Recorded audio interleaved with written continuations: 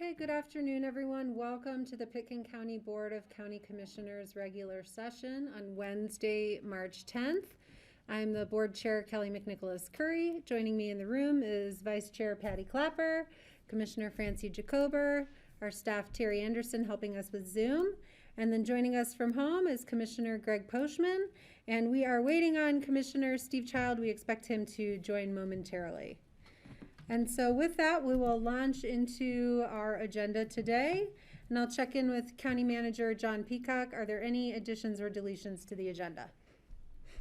There are no additions or deletions to the agenda today. Okay, thank you very much. And we'll move on to public comment. I'll acknowledge, hi Steve, Commissioner Child. Well, good to see ya, thanks. And we'll see if we have anyone who has called in for public comment today. Currently, I don't see anyone, but we will give it a minute for folks who may be watching at home. There is a bit of a lag time between what they see on Grassroots TV and us in the room.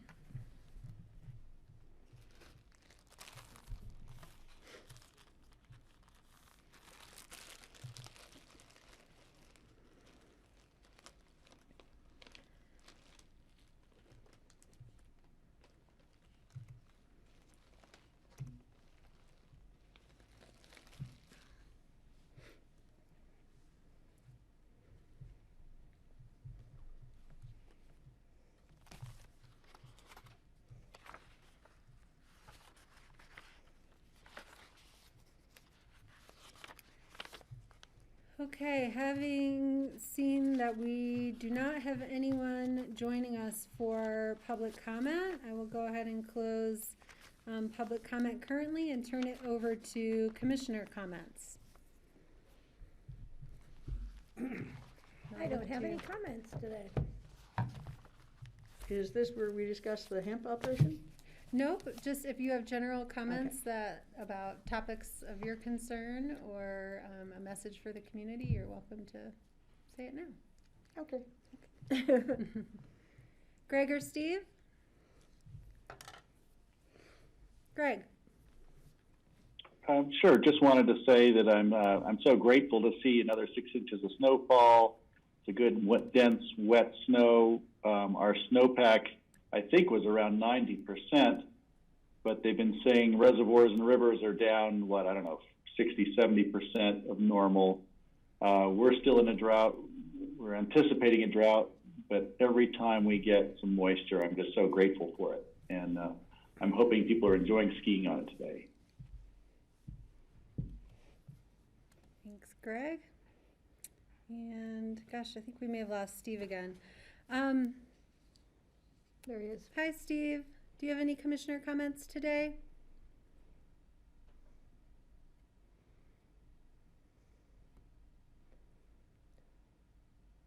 All right, well, I'm going to go ahead and I'm going to take the opportunity to read a prepared statement from our board and from the Board of Public Health that some of you may have seen published in the paper today, but I just want to make sure that we are extending our thoughts to the community here as we reach the first year anniversary of the pandemic.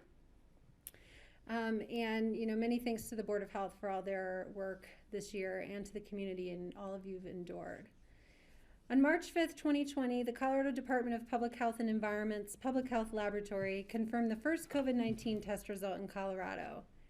6 days later, the pandemic arrived in Pitkin County with 9 visitors from Australia testing positive for COVID-19, the largest outbreak in Colorado at that time.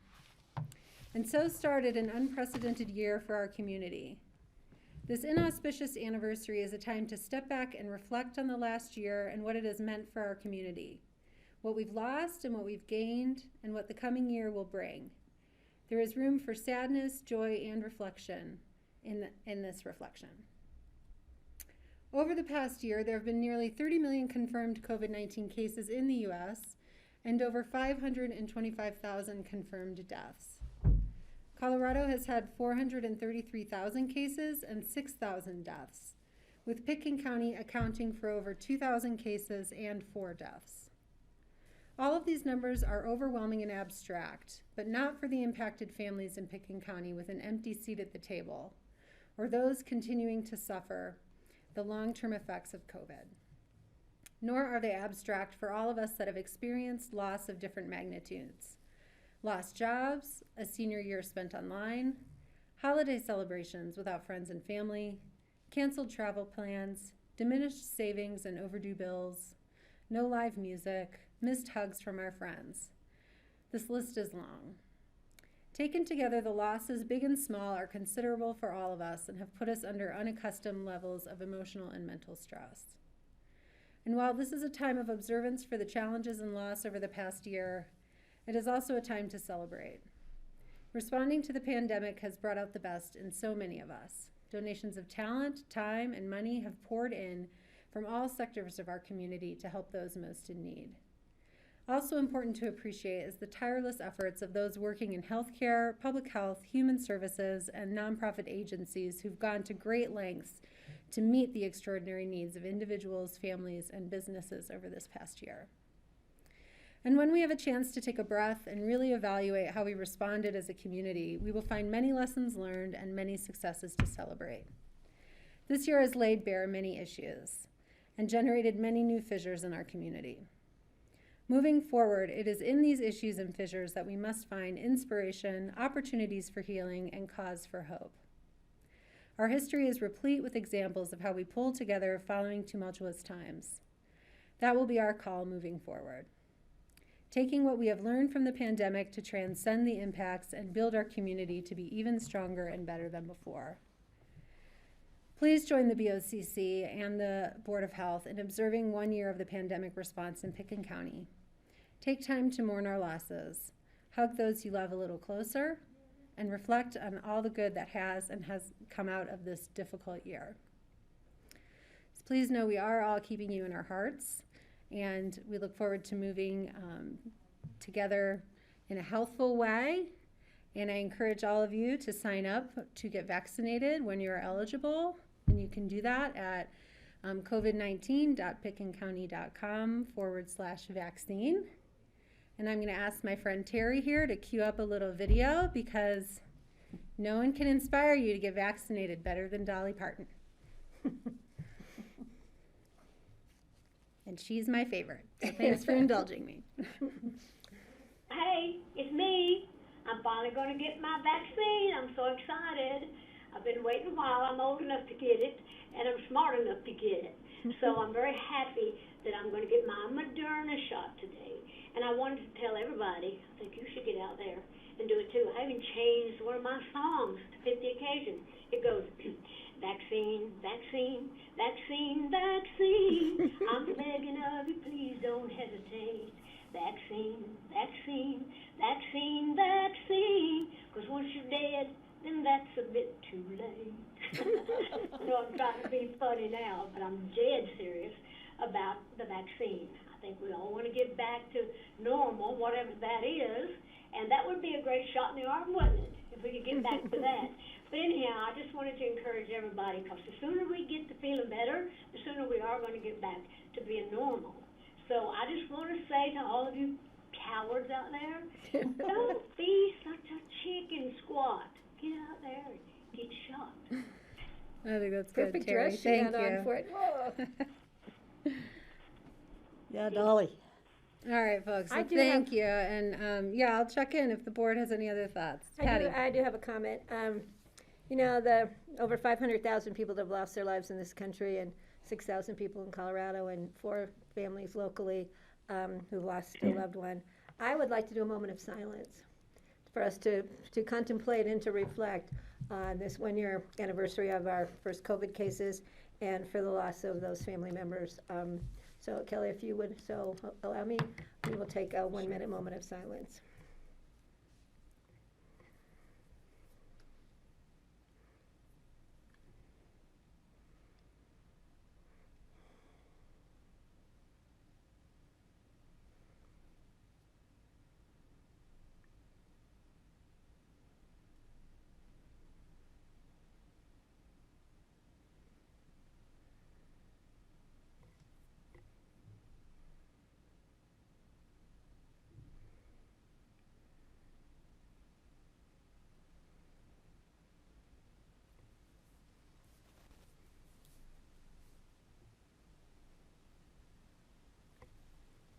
Thank you.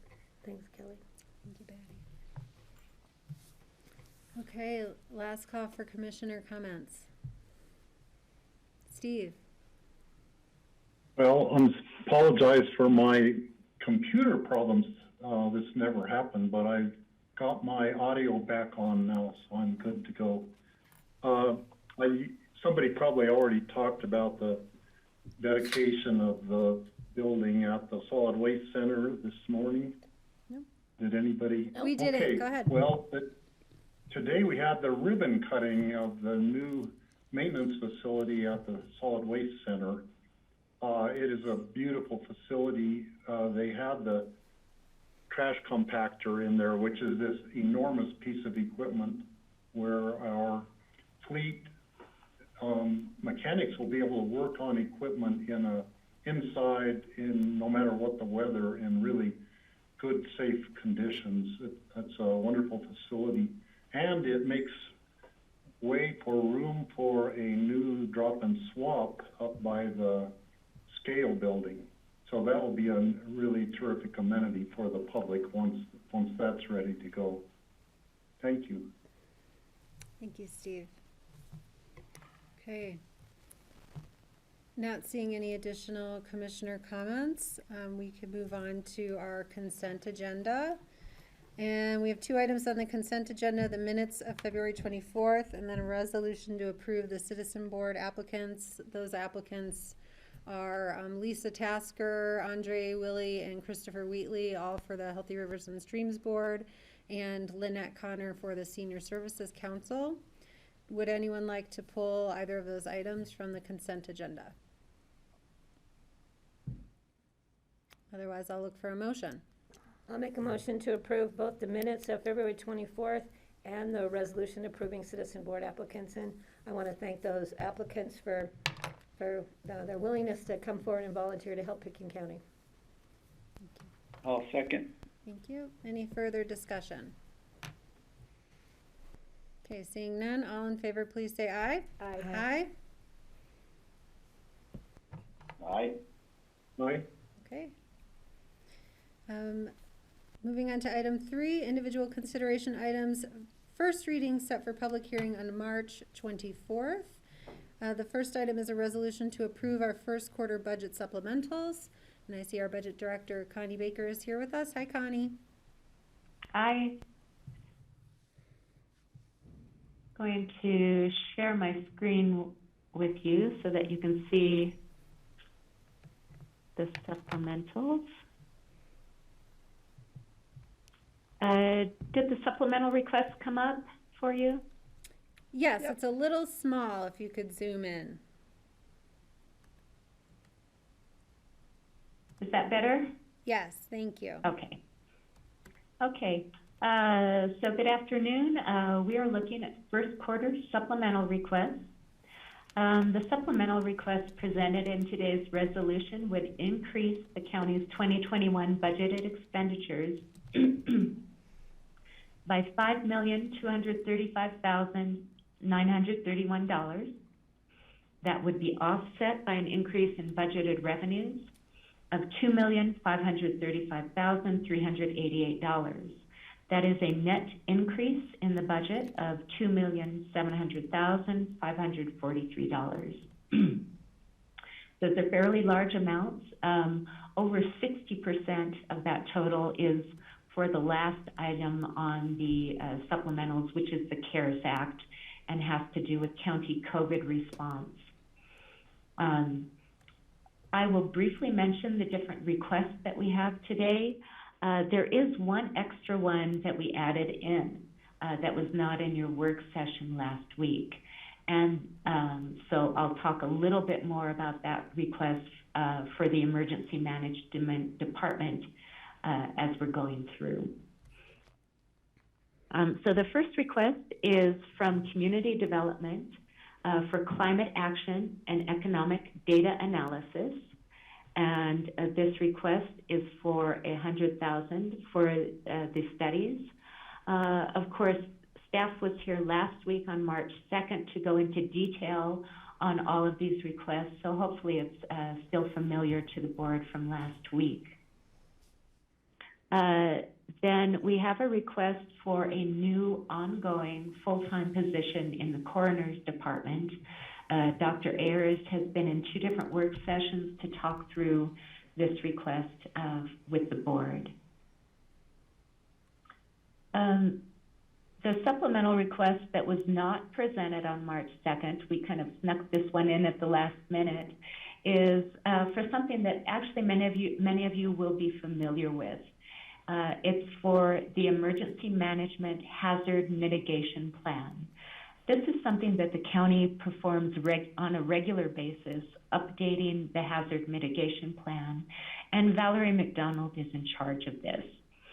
She wasn't able to be here with the board today as she has an immunizations meeting that she needed to prioritize.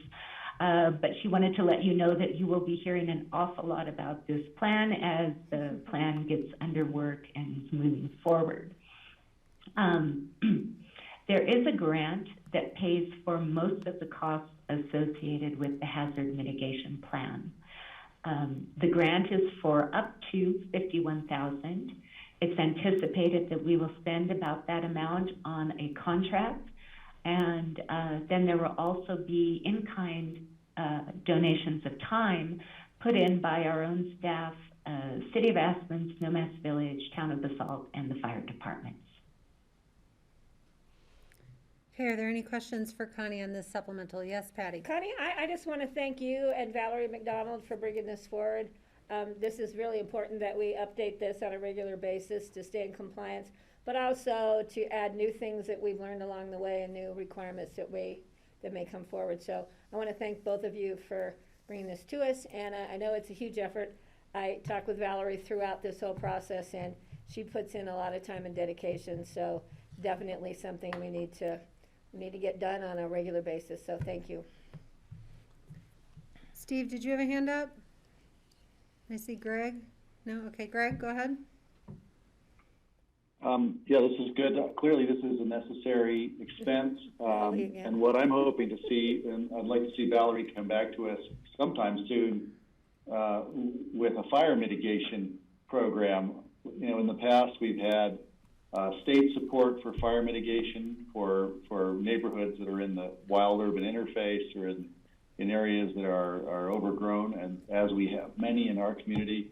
And that is, I was part of a fire district conversation a couple months ago, and they took a survey, and the public said the biggest thing on their mind right now is really wildfire reaching into the urban and suburban areas.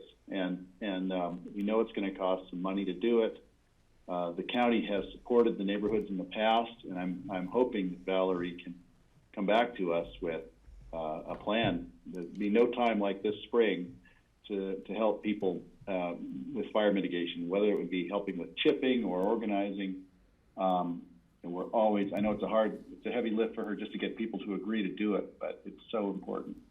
So just wanted to make that note that I'm hoping she's coming back to us with a similar plan for fire mitigation. Thanks. We can put that on our list, Kelly.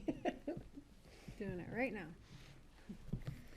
Okay, other questions on this item for Connie? All right, seeing none. Connie, go ahead. Okay. Another request from the coroner's office is for a hydraulic mechanized cot for their vehicle. And again, Dr. Ayers talked through. Connie, we lost your audio. Okay. Okay, there you go. So, can you hear me now? Yes. Okay. Sorry about that. So the coroner's cot was another request from the coroner's office, and I think is very important for reducing liability issues for injuries of the staff. The facilities department has proposed energy monitoring BTU meters in the jail buildings so that they can separate out the costs between the jail building, the courthouse, and the admin and sheriff's office. And this is for $43,000. In the Public Health Fund, there was an oversight when budgeting, and we missed adding in the contract for the Board of Health Medical Officer, Dr. Kim Levin, and so this request just corrects their budget. In the Human Services Department, there are 2 grants, one for access and functional needs, and that it is $25,000 that will be received from the Colorado COVID Relief Fund and will go directly to client benefits for those individuals that fit in this category. The second grant is the Food Pantry Assistance Grant, and this one is $100,000 and will help pay for food and locally sourced food. There is a grant in the Housing Fund for Phillips Wastewater Design and Engineering. We had hoped to receive $200,000. Instead, we're receiving $100,000, and we need to appropriate the additional cost for the wastewater design and engineering in the Housing Fund.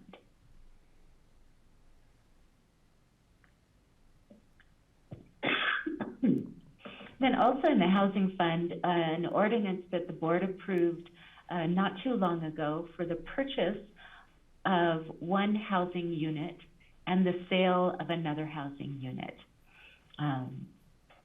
And hopefully the board is still familiar with that.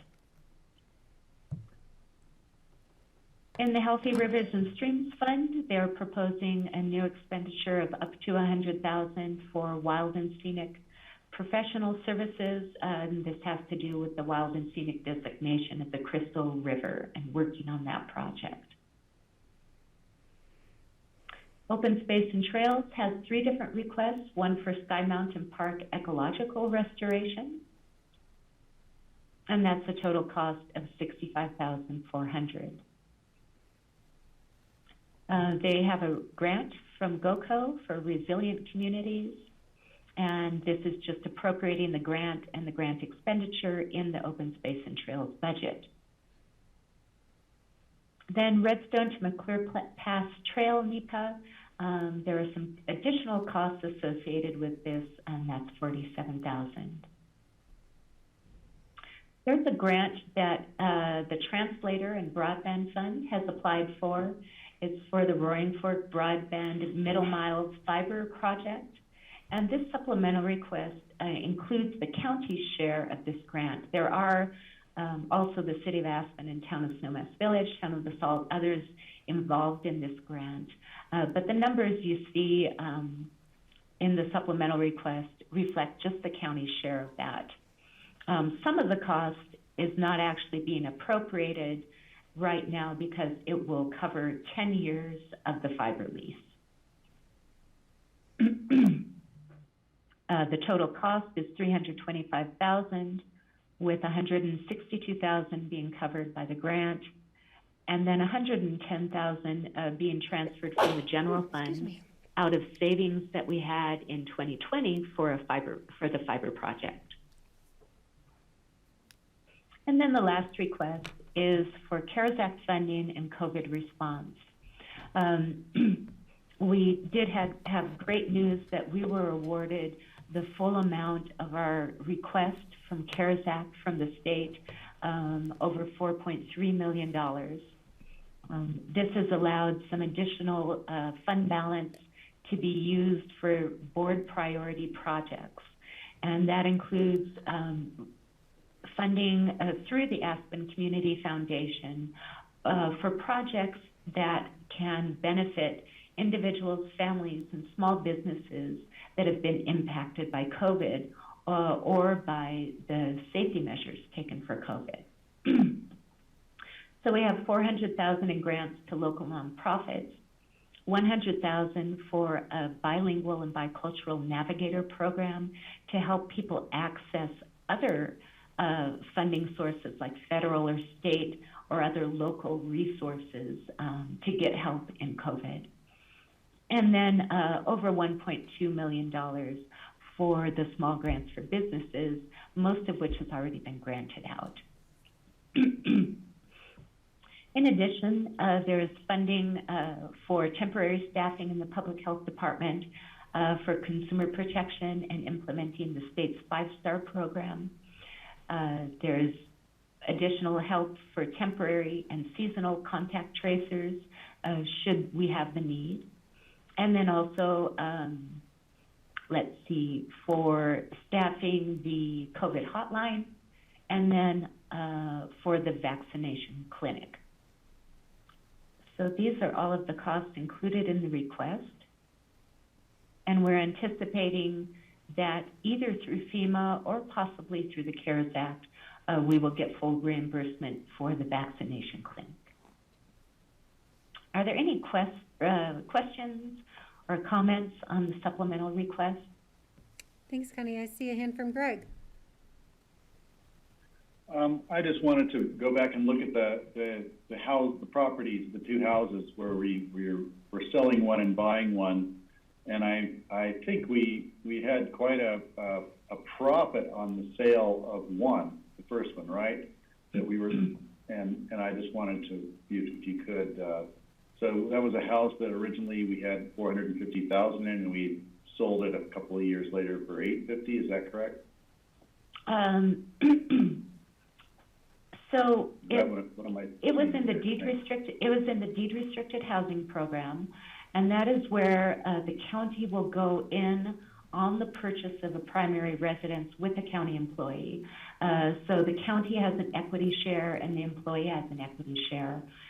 When that employee left the county purchased the employee share. That happened in 2020, so we bought out the employee. And so we did have a cost associated with that, buying out the employee, and now we are selling that unit. That particular unit was not in a location that is ideal for maintaining in our inventory and renting out to other employees. Great. So yeah, that it worked out very well. It worked out so well. I'm really grateful that county staff found this and made it work. Yeah, so that one's being sold. And then along with that, we are also purchasing another unit, which is in a great location with vicinity to public transportation and other amenities where we think it would be a good unit to have for recruiting or other employee housing needs. Did I answer your question, Greg?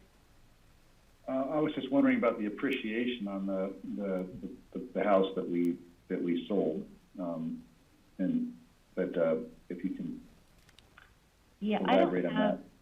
I don't have all of the information on that one with me today, but I can bring it back if you'd like. Yeah, we can find out. I'm not no rush. Thanks. Okay. Other questions for Connie on the budget supplementals? Francie. On the part-time employees related to COVID, your last explanation. Yes. Are those employees that will be hired in the future, or is that previous to now that you're talking about? So for the contact tracers, some of that is paying for some seasonal contact tracer that was hired for a while. I believe that position is vacant at the moment. It also has budget appropriation available should we need additional support as we're going into the summer season. The hotline, the COVID hotline, we did hire a couple of temps to help with that, and so that's covering those costs. And then also the 5-star program, all of this is either temporary or seasonal help, not ongoing positions. Okay, I'm wondering about the like $221,000 for 5-star program help. What kind of help would that be? Like people who are going into the restaurants and checking to make sure they are up to the 5-star standards, or? Yes, the people who are both checking but also getting businesses qualified for the program. So some of it is covering costs that have already happened. Okay. Okay. Thank you. Other questions for Connie? Okay, then I'll look to the board for a motion. All right, I'll move. Keep waiting for somebody to get their name in the minutes instead of Oh, just me. Steve might beat you to it. I got it. I make a motion to approve ordinance, resolution to approve first quarter budget supplements. This is our first reading, set for second reading and public hearing on March the 24th. I'll second that. And I'll second. Oh, we beat you Too to it. slow, Steve. Francie beat ya. Okay, any further discussion? Seeing none, all in favor, please say aye. Aye. Aye. Thanks, Connie. Thank you. Thanks. Okay. Item number 4, first reading for an ordinance to approve the purchase of a conservation easement from the Aspen Valley Land Trust for Kaufman Ranch. And I see Dale Will from our Open Space and Trails program. Hi, Dale. Hello. I'm joined today by Jeff Davlin and Aaron Quinn from the Aspen Valley Land Trust, and they'll want to make some comments as well.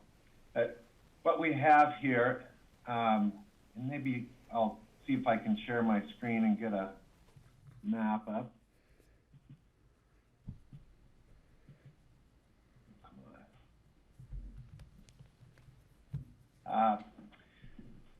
We are proposing to acquire a conservation easement on the Kaufman Ranch as a way to assist the Aspen Valley Land Trust in acquiring and preserving this property. You can see on the map I have up here that the property is in kind of a series of lands that we've heretofore conserved, kind of working around the northern edge of the crown, with glacier open space clear up on the far right side of this map, and then Rock Bottom Ranch, and then coming back around up the Crystal side, the Eastlantic Ranch. We participated in that years ago, and then on up to Cold Mountain Ranch and so on. The Kaufman Ranch is an extraordinary time capsule of what used to be in our valley before so much subdivision occurred, and has conservation values that really fit our program's goals in regard to habitat. The riparian area is extraordinary and is one of the most intact riverfronts I've seen in our valley. In some places, I think the riparian forest there is about a quarter mile thick. There's 3/4 of a mile of the Roaring Fork River on the edge of the property. So from a habitat perspective, this is a rare opportunity to save some of the original riverfront. The water rights that go with this property are senior and they're large, and by protecting those water rights, we're essentially requiring that the water flow all the way through Pitkin County to reach the diversion for this property. So that fits with our goals both from the Open Space Program and the Healthy Rivers Program. The property's been in agriculture, and one of the ABLT staff knows more about the history of how long this has been ranched, but it's been in agriculture for a long time, and we have an opportunity to assist in preserving it with a ranching family that's been there for their whole lives. And then finally, on the recreational side, by preserving this as a piece of land that will become owned by nonprofit, there'll be opportunities for access to the river and for boaters to access the banks along the property. We pledged this $2 million towards this project early on as a way to assist ABLT in trying to raise the balance of what they need to acquire it. The contract purchase price is $6.5 million. We pledged the $2 million. That led to a GOCO grant award of $2.5 million. And I know that ABLT staff are hard at work at raising the balance, and perhaps they can give more details of where they are and what their plan is to consummate this purchase in August. Our part of it will be funding a conservation easement that is required by GOCO in any event. When one entity owns land outright, GOCO wants a third party to ensure that it's protected forever. And it fits with our conservation easement program. Then if for any reason the land trust decided that they didn't want to own this property forever, we would be holding a conservation easement that would satisfy all of our conservation objectives without needing to own the property outright. The Open Space Board has unanimously recommended this $2 million funding, and that we enter into a contract with the Aspen Valley Land Trust to purchase a conservation easement for the $2 million.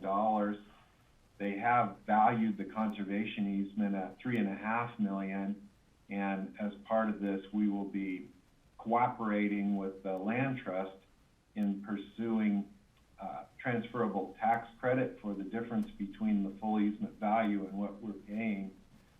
The Colorado law now allows a nonprofit to acquire one of these tax credits for the donation or partial donation of a conservation easement, and then they can sell that tax credit and actually use those proceeds to further help them offset the cost of purchasing this property.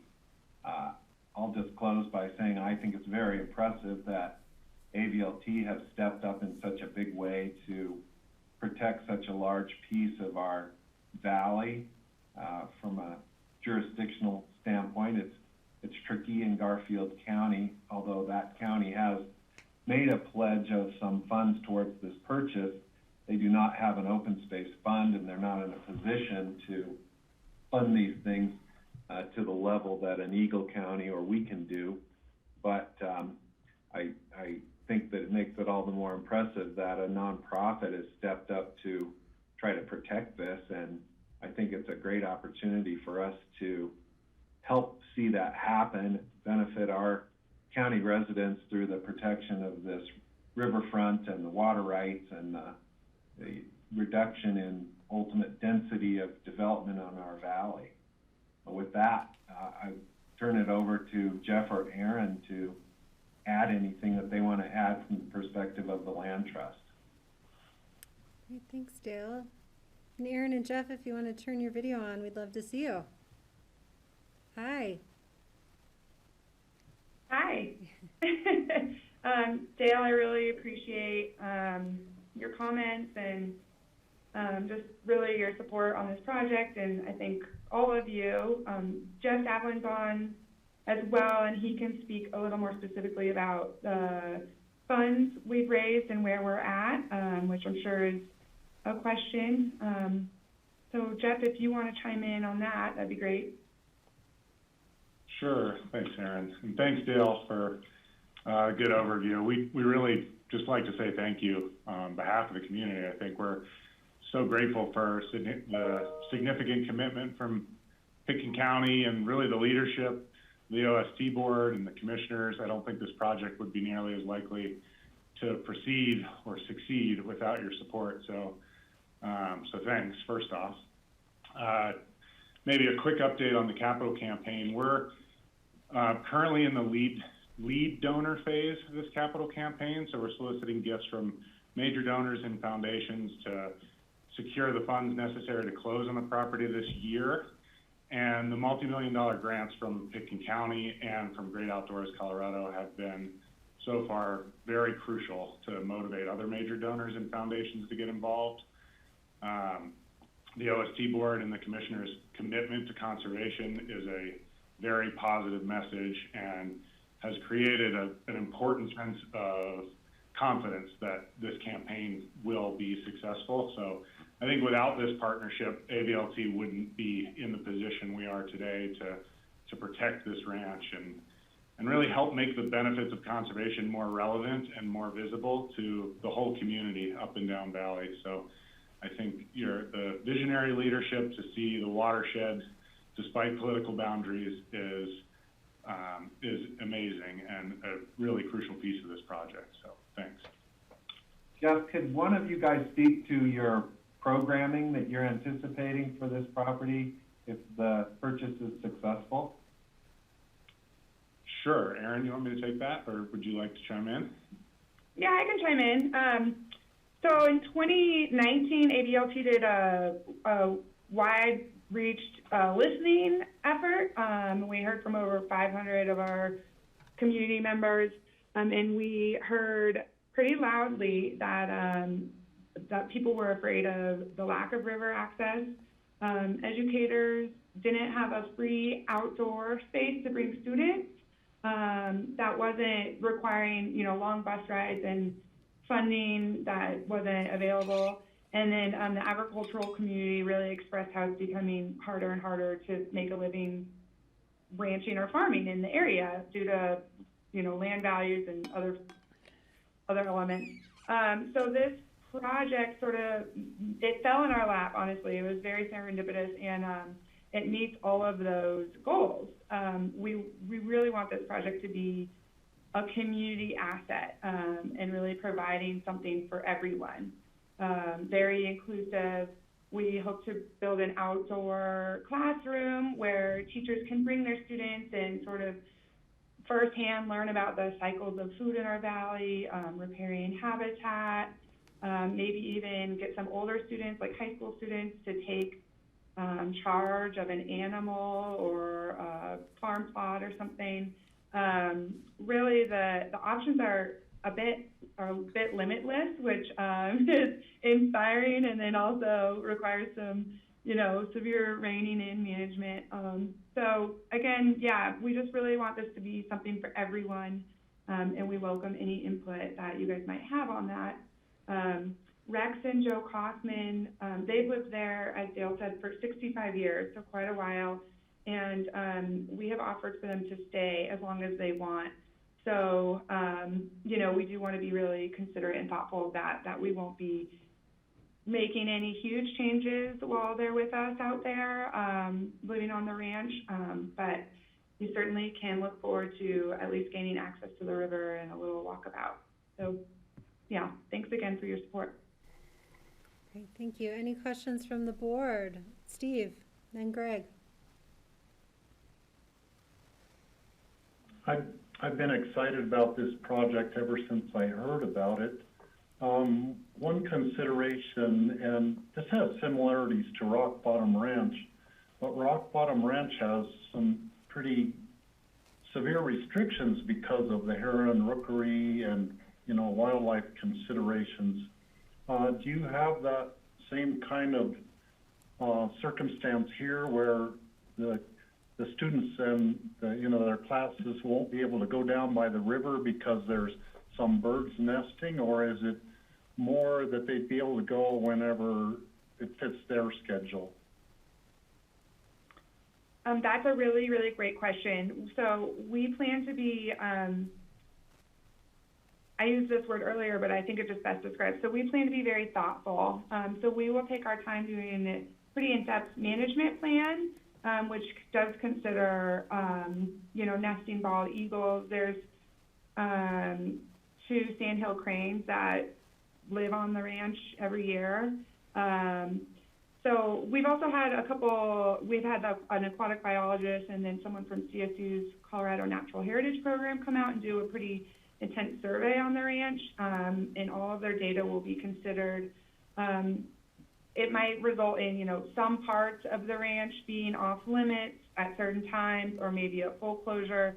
We really don't know exactly what that will look like, but we will be considering, like we said, we want there to be something for everyone on this ranch, and that is including the wildlife that do use it right now. So yeah, great question, Steve, thanks.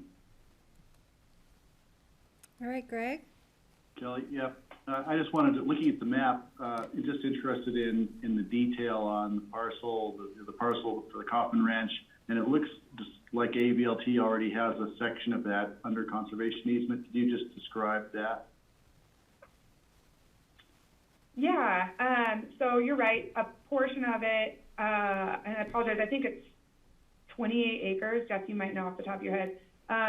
But so there's also sort of like a donut hole right in the middle of that existing easement. So those are 3 private residential lots, not the Kaufmans or their kids or anyone related. It's, you know, just neighbors. And part of the process in Garfield County to get that density was a conservation easement on those 28 acres. We, you know, have worked with the Kaufmans for a long time because of that conservation easement, and they have always wanted to conserve the rest of their ranch. And I think, just to be frank, I think their age has sort of pushed them to be a little bit more proactive now. And Rex said it the best. He said he is ready to retire. He's 90, so we commend him for making it this long. It's great to see it happening. So thank you all for your hard work at ABLT. Really appreciate the partnership and the diligence you've all put into this, and the other, all of this, many other projects. If you could just tell us how many, is it 40,000 acres? What am I thinking in terms of preserved property or conserved property that ABLT has in the valley?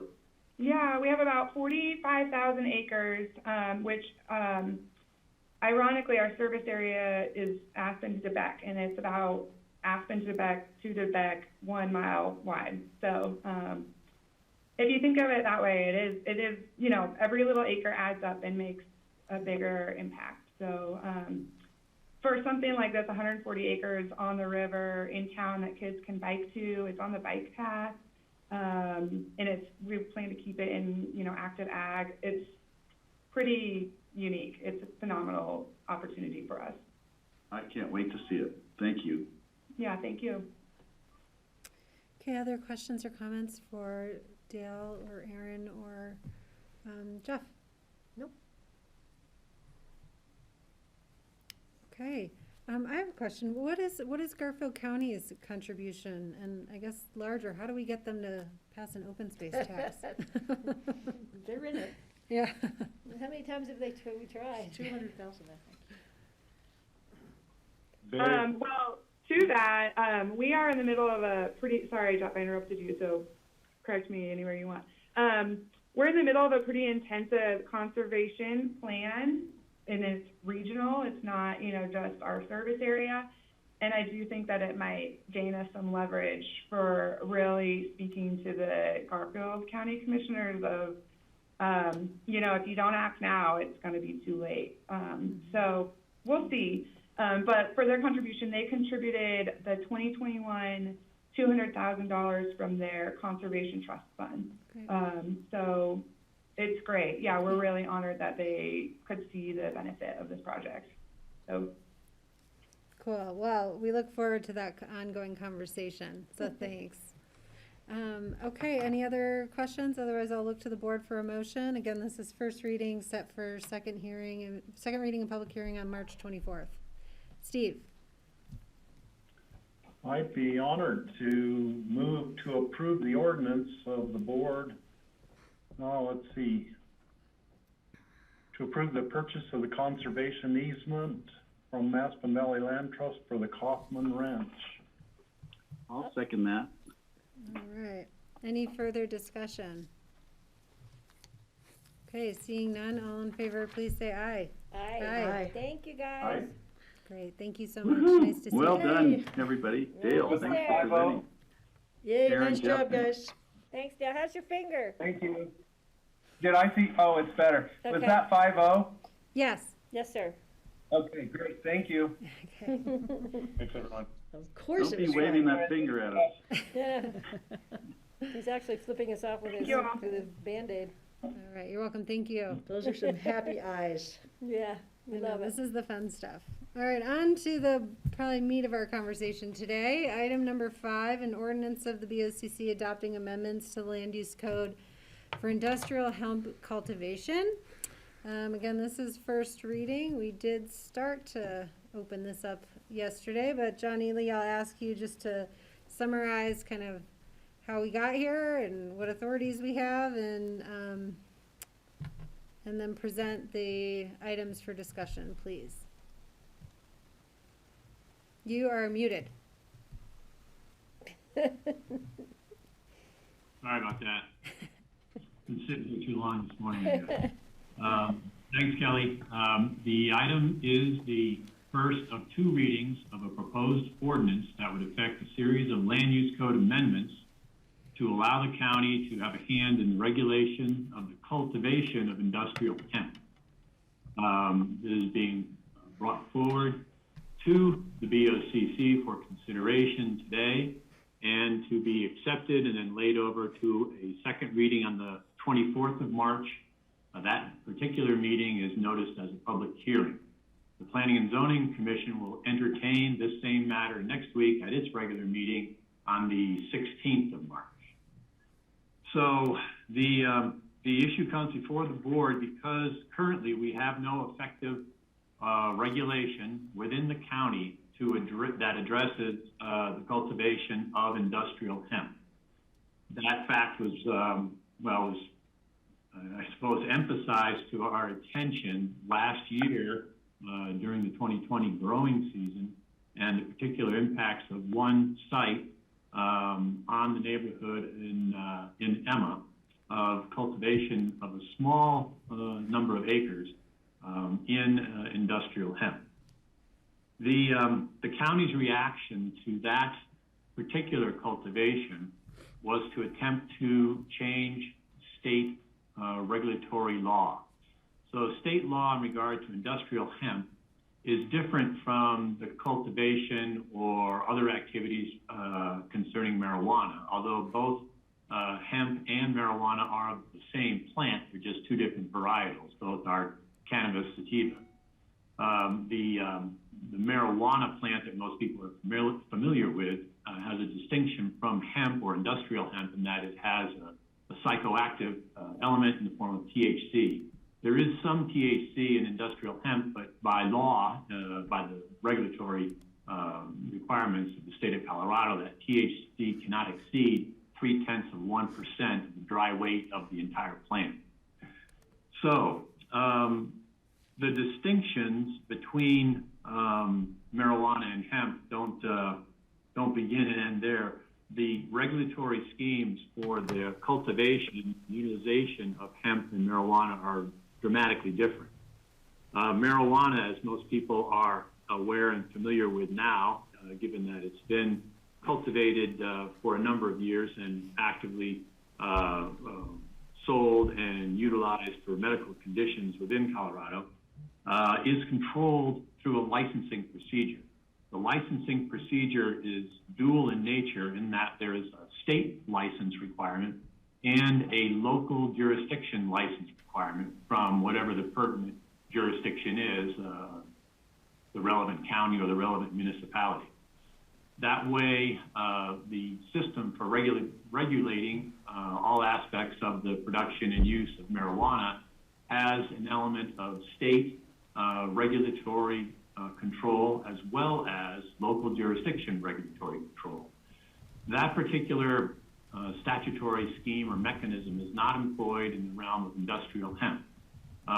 To cultivate hemp, all that is needed is a state registration, which is not the same as a license. It's basically a permission from the state to utilize a particular site for the cultivation of industrial hemp.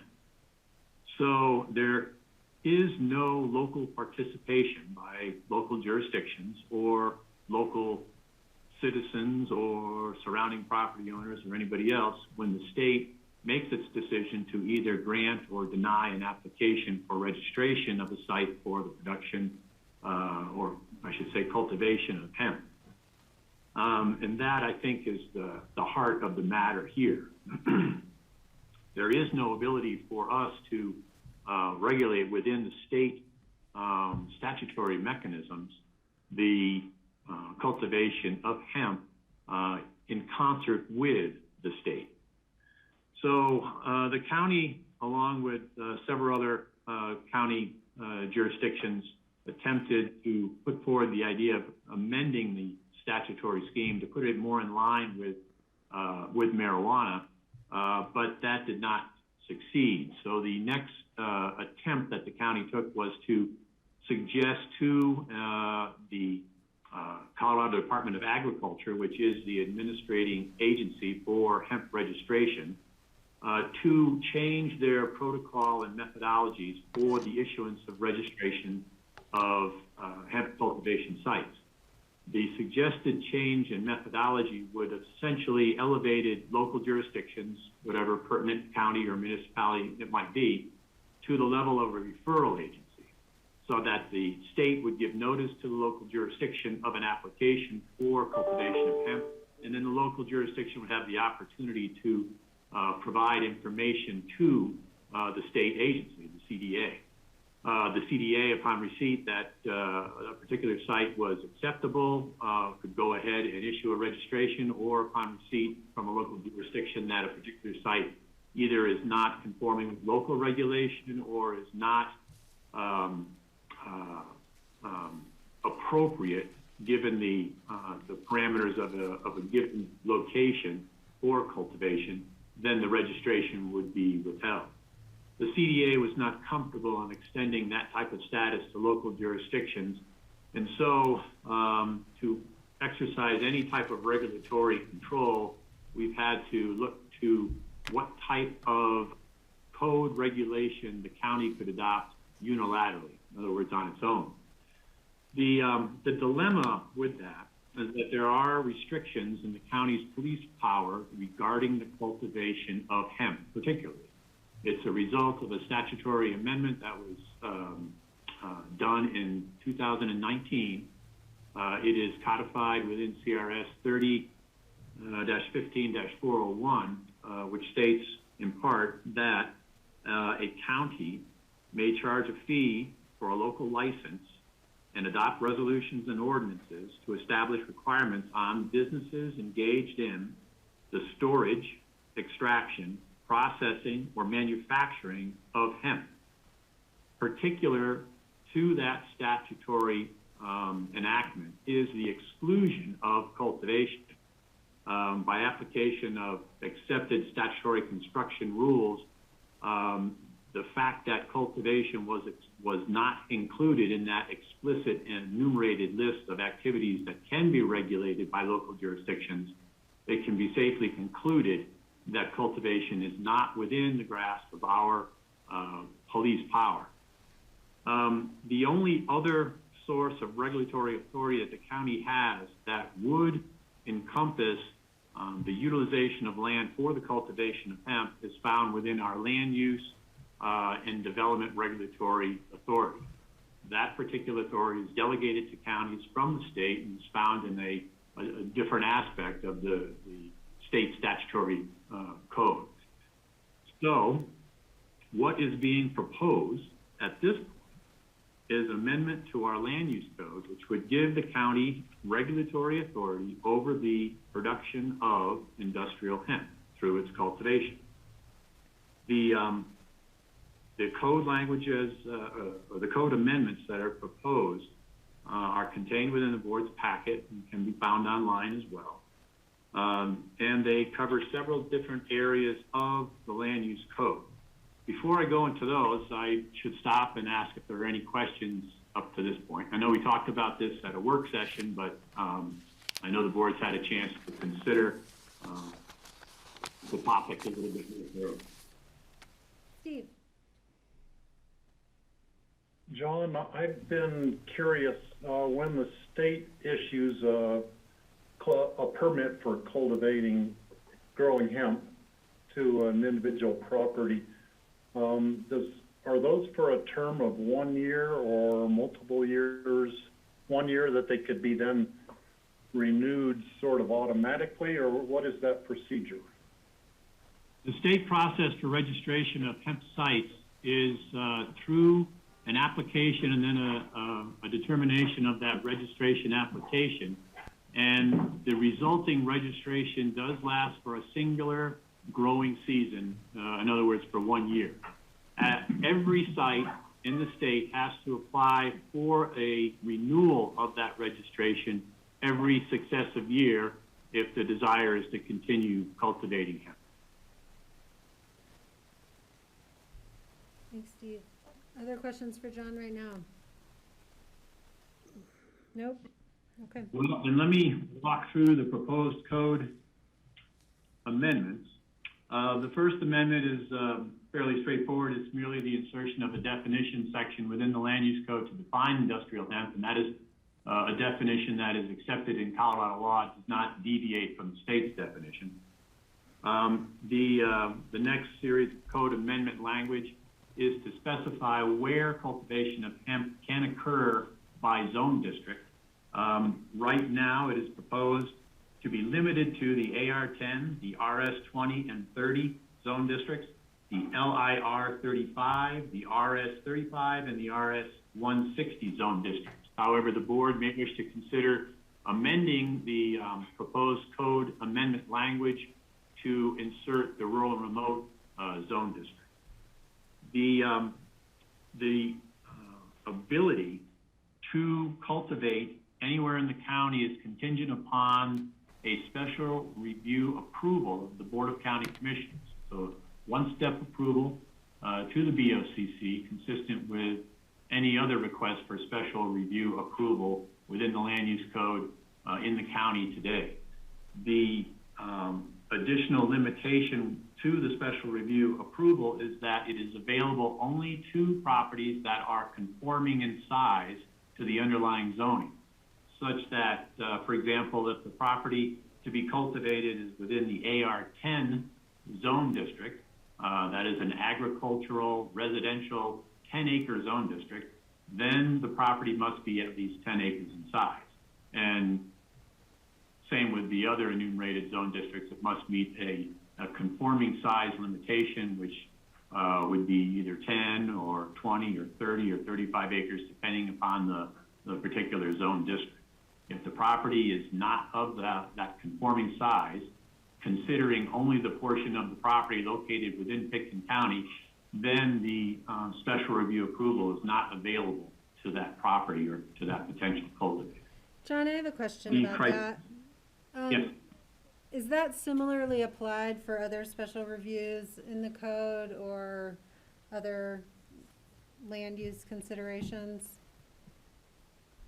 No, it's not.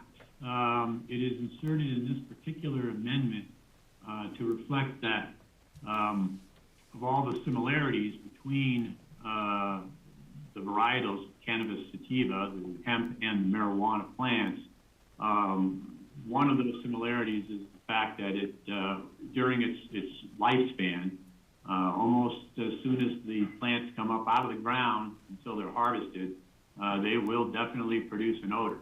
And so if you have a property that is potentially non-conforming, in other words, small, within a zone district, or necessarily a non-conforming in other aspects, such that there's a limitation within that property where the hemp could be cultivated and not impact surrounding neighboring properties with that, at least that one particular concern of odor.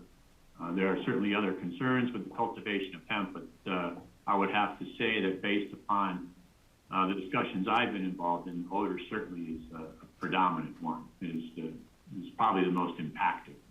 Okay, so let me just understand that further. So if somebody has a 25-acre property, but only 2 of those acres are in Pitkin County, they would not be able to request a special review for that use. Let me flesh that example out a little bit more. If you had a 10-acre property in the AR10 zone district, but only 5 acres of the property is within Pitkin County, then you would not be able to get the special review approval. Mm-hmm. Okay. Is that clear? Yeah, no, it's clear. I want to flag it for discussion with the board members when we get to that point. Patty? Sure. John, you brought up rural remote. Doesn't rural remote already restrict disturbance of the rural remote parcel just to the building envelope? So, in other words, you couldn't go in and plow a field in a rural remote parcel because I think disturbing that vegetation is not allowed already. Plowing a field would certainly be a disturbance and that's why initially rural and remote was not included within the allowable districts, although some properties that are zoned rural and remote are, as a coincidence of their properties or attributes, available for cultivation. Also, cultivation of hemp doesn't necessarily involve or require the full plowing of a field, so to speak, consistent with the production of other row crops. It can be produced in different methods of cultivation that do not require plowing. So that to me then says there is a possibility of a rural remote parcel being available for cultivation, and is that the appropriate issue? So maybe we would want to restrict it to not allowed within a rural remote zone? Or are you saying add it so we could actually grow hemp in a rural remote zoned property? No, what I said was that the proposed code amendment that's in the board's packet for consideration now does not include the rural remote zone, but the board may want to amend that language to include rural remote. That's what I'm saying. So you want it, we'd add it in so a parcel might qualify for hemp cultivation. Well, that's a decision for the board. Okay, all right, thank you.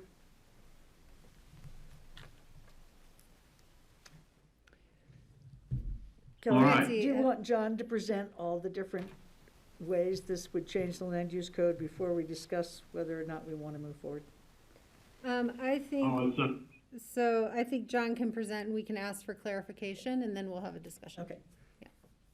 And I just want to know, since we do have I think a meeting that we're going to move through pretty expeditiously, and we've had several requests for public comment, that I'm going to allow it as chair, my prerogative. So I know there's a question in the chat that someone has called in that hoped to speak early in the meeting, and when I closed public comment, did not reach us in time, and that we've had a request prior to the meeting. So I'll just let everybody know that now. Okay, John, go ahead. all right. In addition to those aspects of the proposed amendments, there is provision for the administration, the consideration of applications and the criteria to be applied to the special review applications that may be received by the county. The proposed code language does allow the board to approve a special review permit for hemp cultivation that could be for a term of years or it could be limited to a singular year of cultivation, depending on the appropriateness that the board feels is merited by the application. The board may also require, if the board feels it's appropriate, an annual report from the producer, the cultivator, that would disclose the success or the failures or the experiences during the course of cultivation, as well as the testing results for the produced hemp. I should mention that the state of Colorado, in registering sites for hemp production, does require that the plants in various aspects of the cultivated property and different portions of the plants be tested to make sure that the THC required maximum amount is not, or minimum amount is not exceeded. So that can be required to be presented to the board in the form of an annual report as the board seems fit. Also, the code language does provide for enforcement provision should there be an allegation of violation of the special review approval or any other aspect of county regulations or land use code. The application process will require that the ownership of the property or the site involved be disclosed to the BOCC, and if the cultivator is not the entity or individual in ownership of the property, that permission from the recorded owner be presented and demonstrated. Requires a site plan for the area of cultivation be presented so that we can determine where the cultivation is to take place within a given parcel of land. It requires a list of employees and then an estimation of the number of vehicle trips associated with the cultivation activity as well as the harvest of the crop at the end of the year. There is required to be a demonstration of the adequacy of available water for irrigation, as well as a demonstration of a disposal plan for any wastewater or plant material waste that is not utilized after harvest. The requirements of an application are left open-ended, such that staff and the BOCC can request additional information if the board or staff feels that's appropriate during the course of the review.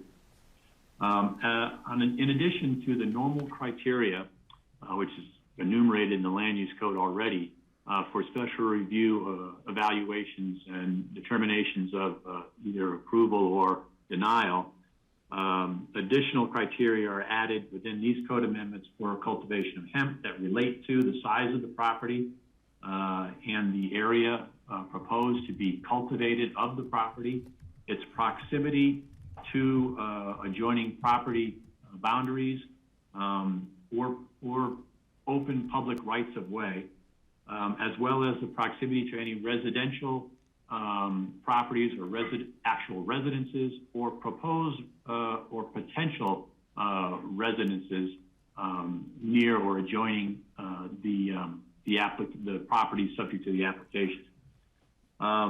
There is required to be an evaluation of the methods for cultivation and for harvest, as well as consideration of the characteristics of the property involved, as to whether or not generally that property is suitable for the production of hemp. Finally, there is an evaluation for the degree of detrimental impact to the community character where the property is located. And the community character is a familiar term that's associated with other particularized reviews, not all special reviews, but is a factor that's left not further defined than that and available to the board to define in regards to the particular aspects and unique qualities of a given property. Let's see, what else can I mention? In regard to the county's license requirements for the cultivation of marijuana, there is an analysis within the review criteria of energy consumption. We mentioned that during the work session that is a function of the fact that most marijuana production does occur in greenhouses. There is some that is grown outside, but most is in a greenhouse that requires, a lighting and temperature regime that is certainly potentially energy intensive. Most hemp cultivation in the state is done outside, so we don't have the same considerations, but that doesn't mean that it could not be grown in a greenhouse at some point. So the board may want to consider adding the consideration of energy consumption as one of the criteria to be evaluated in judging a special review application. I think that is it as far as the code amendment language for me to touch on. And so with that, take any questions. All right, questions for John. Steve, then Greg. Then Let's see, I've got three different issues. First of all, the question of whether indoor growing would be used. Even for seed potatoes, there are some operations that grow them indoors to be able to grow them in a sterile environment and have them be disease-free, so then they don't spread these viruses and whatnot into the outdoor growing of potatoes. I believe in the hemp, industrial hemp, that there is some use of cloning in order to get plants which all have a low THC level, and they can guarantee that. They know that the parent plant is really a low THC level, and that way they're more assured of having a crop that's not going to be too high of a level of THC and be destroyed. So I think it would be wise to put in a clause about energy consumption, just in the event that part of the process is done indoors with with an energy cost to it. The second question regarding the rural and remote, I think it would be appropriate to put a clause in the land use code that in the rural and remote, it would only be considered in areas which are currently agricultural lands with irrigation and that have been cultivated before. So then it wouldn't open it up to people trying to turn the traditional high elevation rural and remote land, like on the backside of Aspen Mountain, for instance, into some kind of a growing operation. And I think that would protect us. It would limit it to just a small amount of the rural and remote land that is in the county would then be eligible for, even the possibility of having hemp growing. The third question I have, it has to do with I would call it grandfathering of the state permit with a property, and that was referred to yet in our discussion yesterday. So right now there are three grow operations in the county that have been approved in the past, and so it is our understanding that this new land use code changes would not apply to them at this time.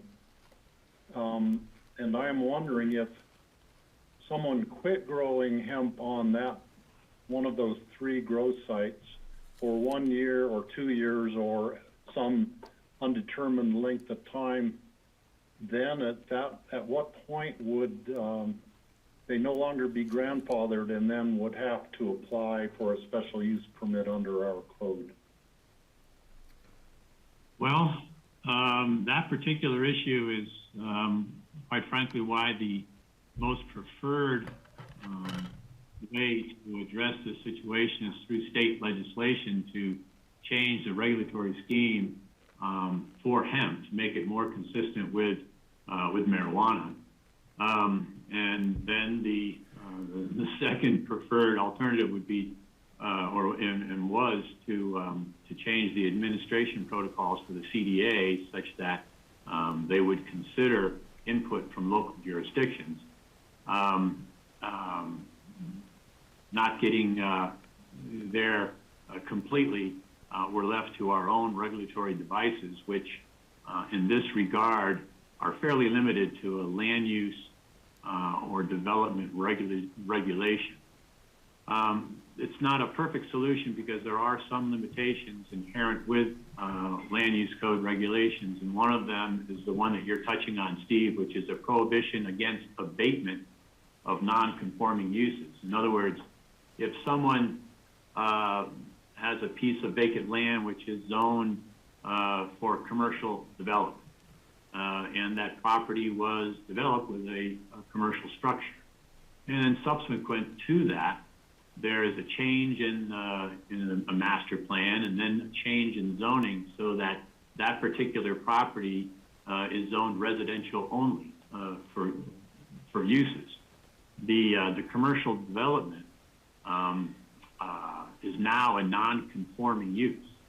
It used to be, prior to 2002 or 2003, a county or a local jurisdiction, a county or municipality, could step in and require any non-conforming use like that to be abated or to be abandoned.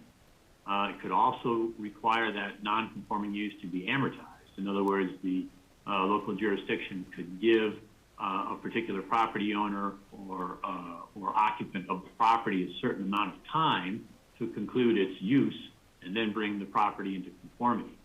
The law on that changed in the early 2000s so that local jurisdictions, municipalities and counties are prohibited from requiring abatement.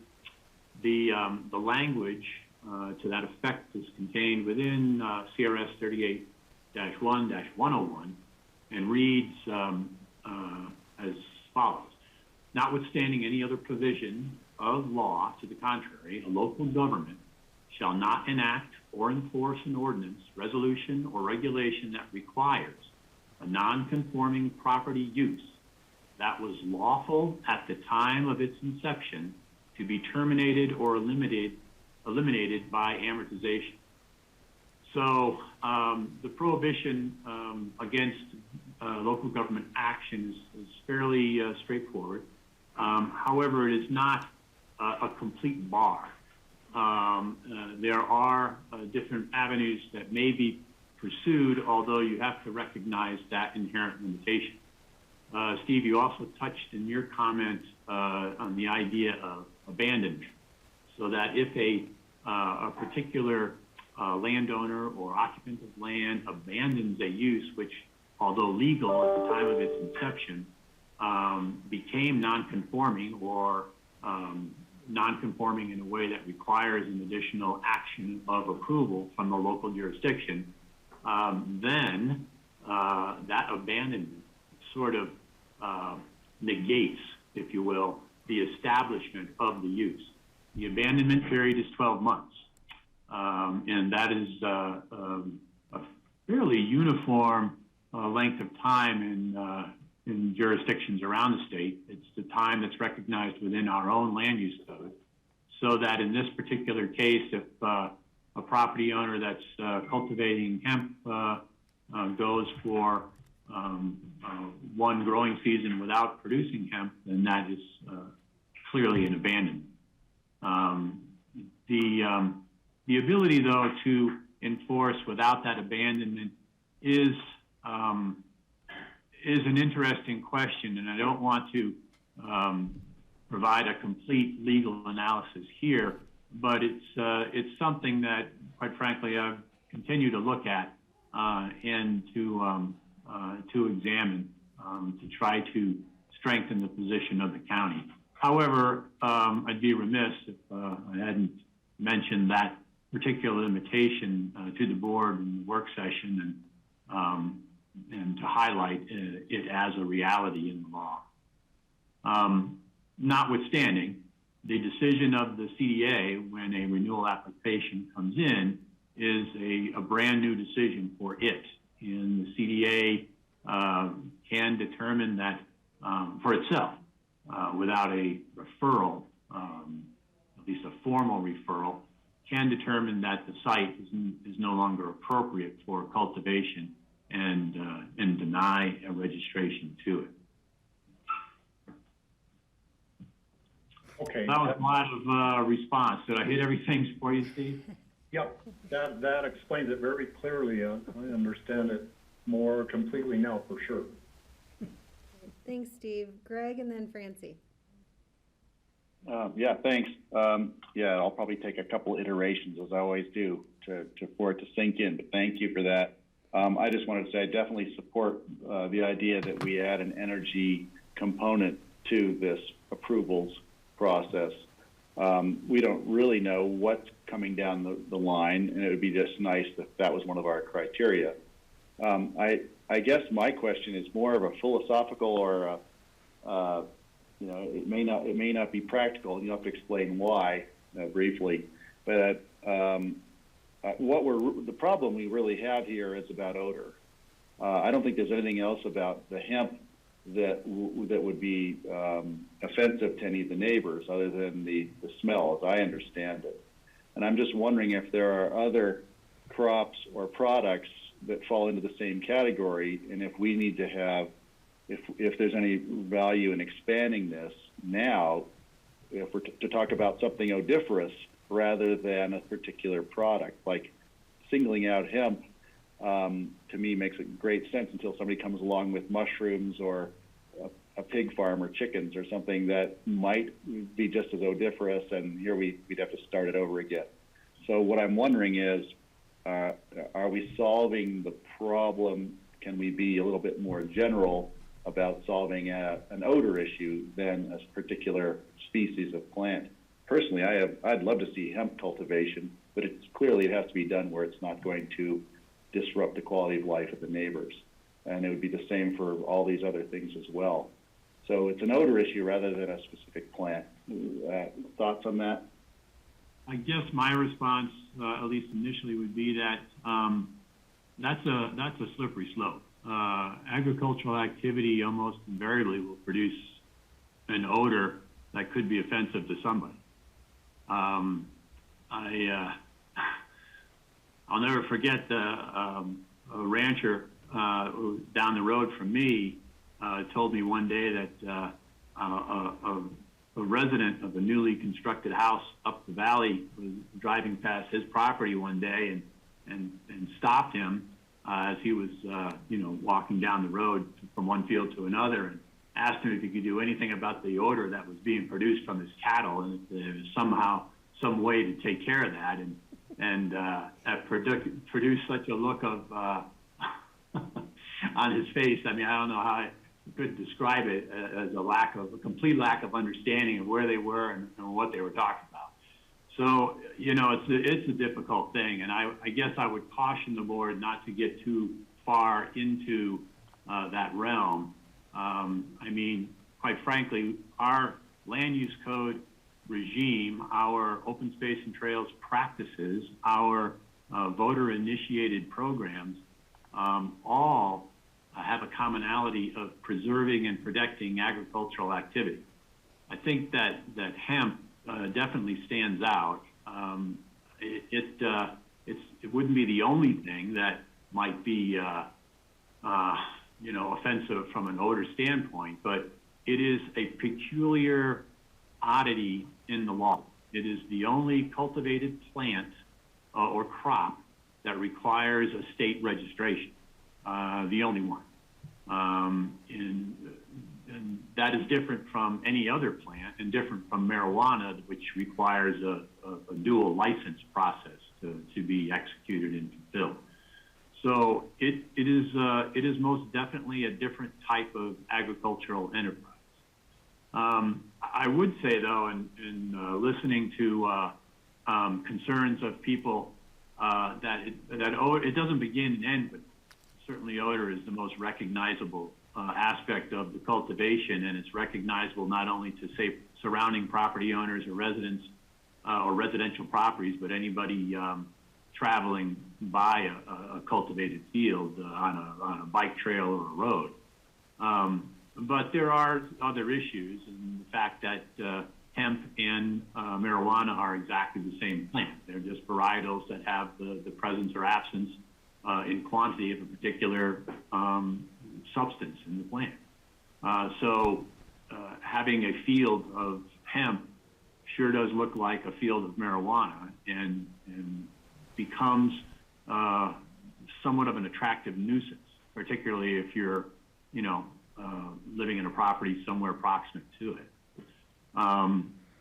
So there are concerns with that, and that, of course, ripples out into a concern with a diminution of property values, and then I guess a general quality of life type of issues, which is unfortunate because you would want to, as you said, Greg, promote the agricultural activity in general, and without a particular exclusion of hemp. It is actually an interesting crop which has many beneficial uses and can be an alternative to other more impactive types of harvesting and cultivation of different crops that is going on now. But it is pretty rough if it's growing proximate to residents that are either established or clearly proposed for adjoining properties. There's no denying that. Greg, do you have other questions? If I could follow up. Yeah, go ahead. Just briefly to follow up on that. If say, some great gene sequencing scientist comes up with a scentless hemp, and somebody wants to plant that, of course, they'd still go through our review, but we could consider that if scent was no longer a problem. It's a conjecture, but I'm just wondering if scent wasn't the problem, would it still be? It's still an attractive nuisance visually, I guess, if people are still as gung-ho about marijuana cultivation. I kind of keep hoping the novelty of that will go away, but maybe not. Francie? Thank you again, John, for your presentation.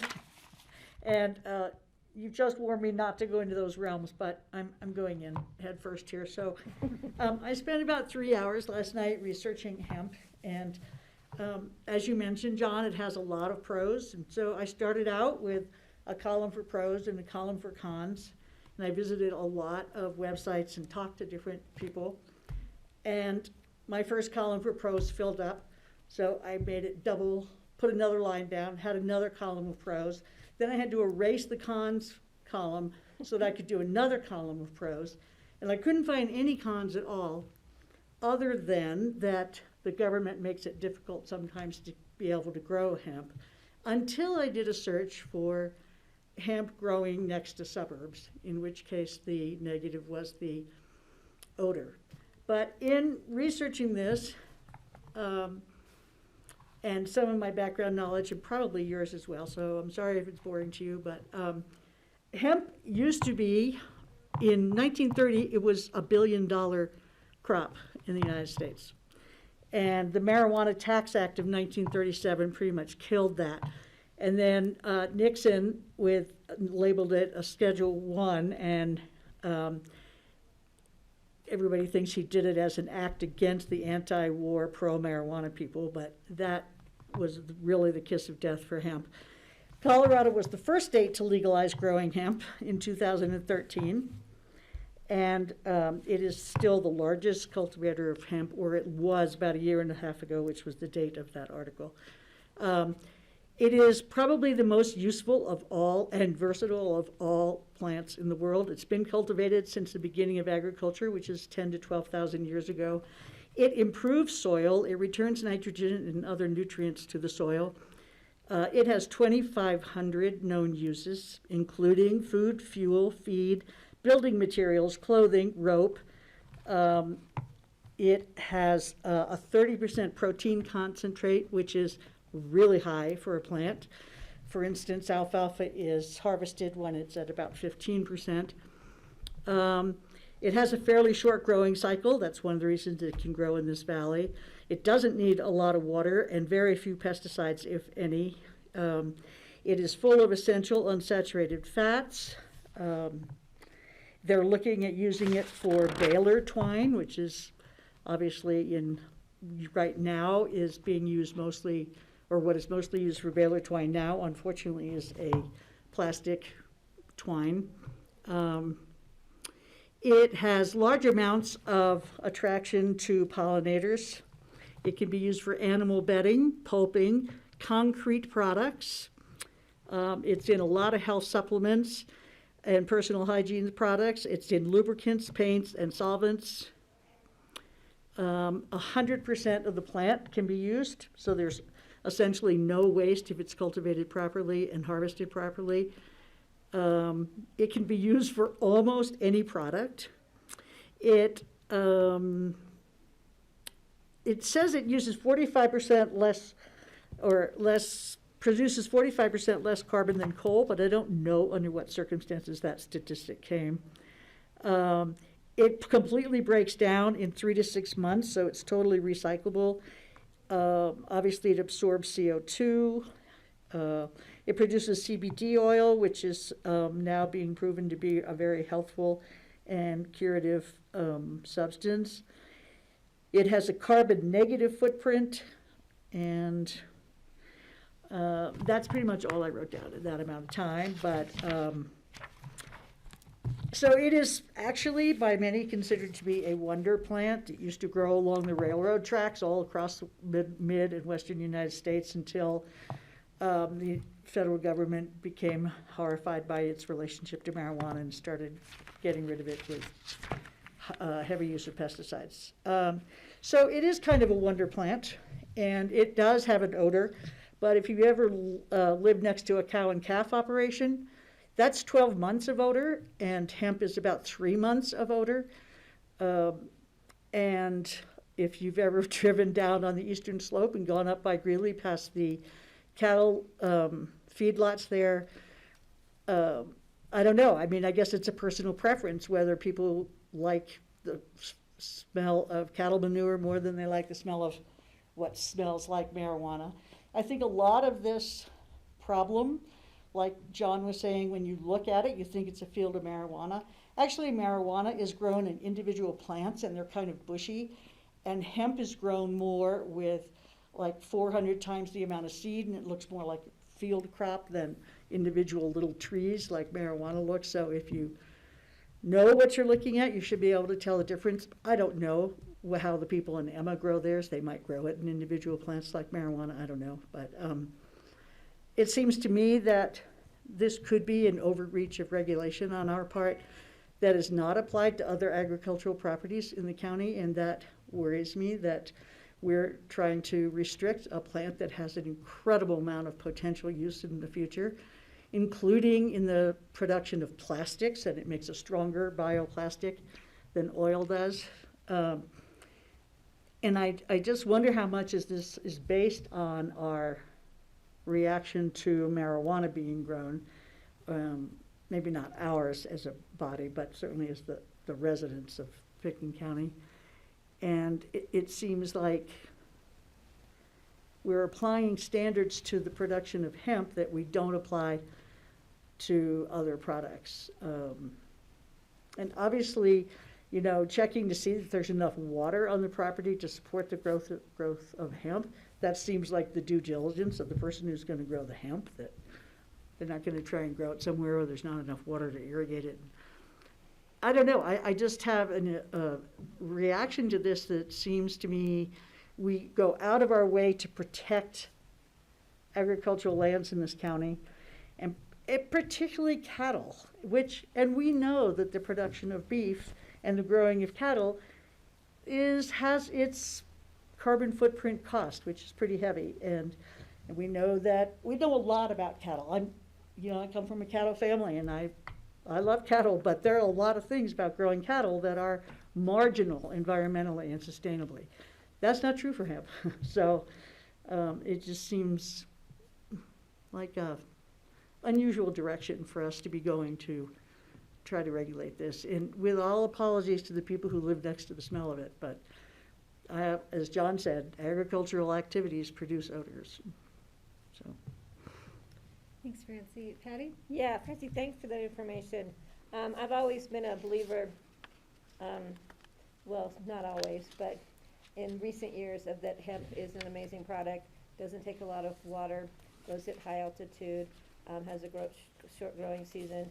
But also, and the fact that it's 3 months that you might be exposed to the odor, it's generally the 3 months people are outside. The people are outside in their patios, they're outside in their yards, so there's more impact there. We really regulate it with marijuana, even if you're going in indoors. We went through the whole thing with the farm down in Holland Hills. We went through hours and hours and hours of how to mitigate marijuana odors. I think what this does, it allows people to grow hemp in the valley. It's not a total restriction under certain circumstances. And so for me, it's just a matter of appropriate. If you're going to grow it right up against a small subdivision in Emma versus you have an ag parcel or you have a parcel that's appropriate, like along the highway where there's no neighbors, and the odor was probably better than what you're getting off the highway with diesel fumes and all that. So I don't have a problem moving this forward, then allowing us the opportunity to review the applications and then make the decision based on the individual property and its impacts. I don't think, for me, it's not an automatic, I'm just going to say no to all the applications that come in because I'm anti-hemp. I'm not, I'm pro-hemp because of all of its good capabilities and its good outcomes. And so I think this allows us to move forward and do and approve under special review with restrictions and requirements. And I don't think we allow pig farms in residential exposures, I don't know, but I know there are some counties in the state that don't have any zoning, and you can do whatever you want, and it's hard for the next door neighbor's property and their enjoyment of their own parcel. So, I think the direction we're going is a good one. I would like to hear the public comment. Kelly, thank you for allowing that. And I know we'll probably come up with more questions in second reading, and more public comment. I would like to hear from people on both sides, and I put that out there to the public. Let us know, because I'm sure there's a lot of people that wouldn't mind being able to grow up because it's such a valued product. So before I do go to public comment, I do just have a couple of questions that I want to ask of John Ely. And even before I do that, I just want to offer up in the conversations that Steve and John and I, to a lesser extent, were part of, trying to get the other regulatory tools in place. Some of the complaints that we had, some of the cons, I guess, we had heard were possible cross-seeding of neighboring grasses from hemp fields that raised some concern. Park County raised an issue with the growing of hemp right next to a school, and just sort of visually what they thought that demonstrated to the students at that school. And then also difficulty with sheriff's office being able to enforce illegal grows, because they couldn't identify legal grows from illegal grows because there was no register of legal hemp grows versus illegal marijuana grows. So just a couple of concerns that I heard. And then I want to pose the question, will there be a fee for applicants who want to pursue this special review? The fee process would be consistent with any other special review. It reflects the amount of time that it takes for staff to process the application and bring it forward to the BOCC and to send out and receive referral comments from surrounding properties, caucuses, and so forth. I don't know how much it might be. I'm not sure how much time would be consumed with a hemp application, say, as opposed to some other special review application, but that is based upon the fee schedule set up through community development. Okay. And then I want to revisit just the question I raised before related to conforming size. Because I guess the way I'm thinking of this is if someone has an AR-10 and say the bulk of it is in Eagle County, they could grow hemp on their Eagle County portion, but not their 2 acres of Pickens County portion. Is that how this would play out? Well, that's true. We certainly have no control over the land use within Eagle County, as can be seen. But right. Likewise, other counties don't have control over land use in our county. And so the provision was added that way to reflect the size parcel that we do have regulatory authority over. I have to say, the initial draft that I had of the code amendments did not have that provision in it. It was suggested to me by Cindy Lubin, so I'll give her credit for it. I thought it was a great idea, simply as a way to shortcut problems that are associated with smaller lots that are surrounded by development, and there really aren't many examples of small lots in the county that are necessarily going to be more impacted than not. It's why I omitted in this proposed draft of code amendments the ability to grow on AR2 zoned property. That's agricultural, residential, 2-acre zoned property, thinking that size property is just going to be very difficult to configure a cultivation area that would not be impacted to a residential area. You know, the county does not have many small lots or small lot zoning in our jurisdiction. We have a few, not a lot.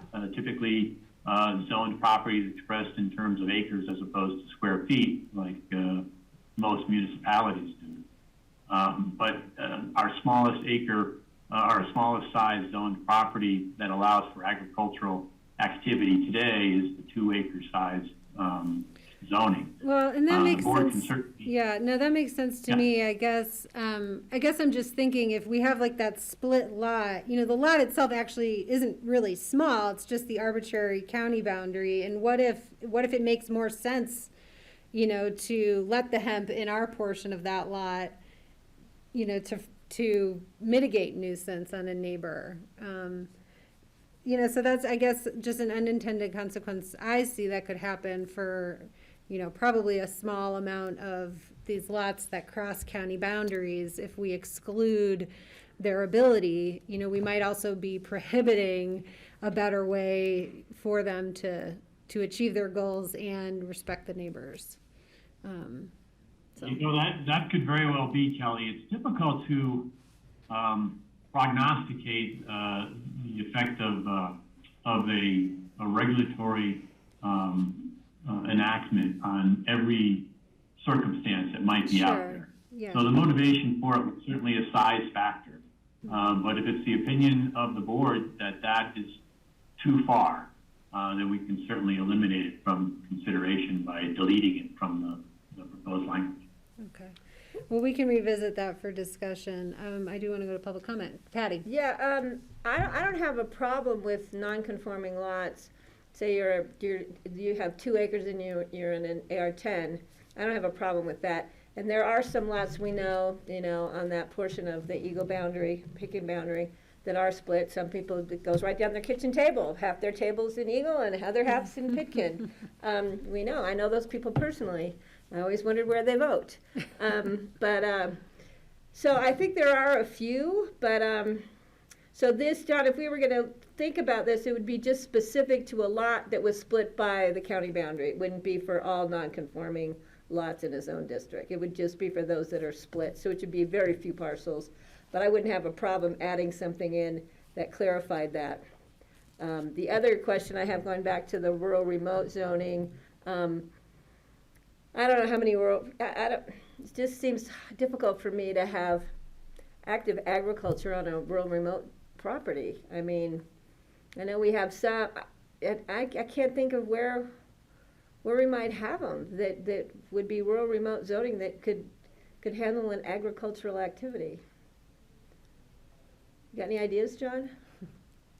I thought Steve pointed it out yesterday. I don't know if Steve wants to try He to brought up answer something that, about or John. Yeah, so for sure, the Child Ranch on Capitol Creek Road, part of it was zoned rural and remote on land that was already irrigated, you know, arable cultivated fields were put into rural and remote. I believe that on the Harvey Ranch, there probably are some of the same type of fields when they did their conservation easement. I'm not totally positive about that. And I think there could maybe be 1 or 2 more. I think we'd have to consult with Cindy Hubin or someone from ComDev about that. So that was done, wait, John, that was done on those properties to transfer off a TDR? Right? Would be my thinking, because they're really not rural remote. It was done as a means to preserve ranching or agricultural land. You know, earlier in the Open Space and Trails program, there are many efforts to preserve large parcels associated with historic ranches. And to allow for that preservation, often there was a discussion, well, should we acquire the land itself? Or if so, how much? Should we simply acquire a conservation easement on the property to restrict certain development or activity? Do we follow acquisition based upon, say, appraisal value? Do we contribute to the value of the preservation of the property through the creation of irrevocable TDR certificates and convey those to the property owner? Do we allow for some certain amount of development so that the historic ranch can continue to stay in, say, the family that had been on the property for a long stretch of history. Different mechanisms were discussed along those lines. And initially in those open space and trails efforts, and this is before we adopted a code amendment that created an open space preservation master plan, you'd have a dilemma for property owners trying to figure out, well, do I agree to the transactions to preserve the property only to go into ComDev in an application for development process, which has an unknown outcome, and how do I reconcile that with preserving the ability to utilize the property for my family or for potential successor on the property, while at the same time preserving agricultural production and the agricultural character of the property. So there was a kind of a conundrum without that open space master plan. And I think Steve's familiar with the Child Ranch, of course, but it was definitely not the only instance where the creation of TDRs was folded into the preservation of ranch land, and at the time, the only way to achieve that would be to rezone some of that property rural and remote.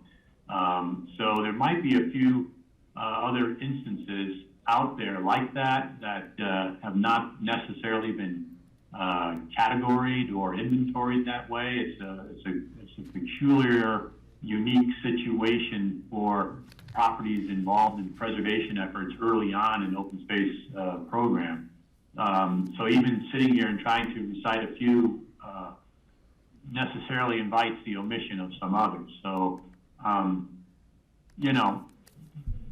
inclusion of rural and remote zone within the availability of a special review doesn't ensure it, because the property would come in for a special review examination by the board to determine its appropriateness. And, the board certainly, I think, can be comfortable in its own abilities to evaluate the appropriateness of property for cultivation of any crop or any agricultural activity, and that something located on the top of Richmond Ridge does certainly not equate with something located in the Lower Crystal or in the snowmass capital or Emma breadbaskets, if you will, of Bacon County. Okay, well, maybe that's a good question with more information to discuss too with planning and zoning when they review this, because I just like more input before I can make a decision one way or the other.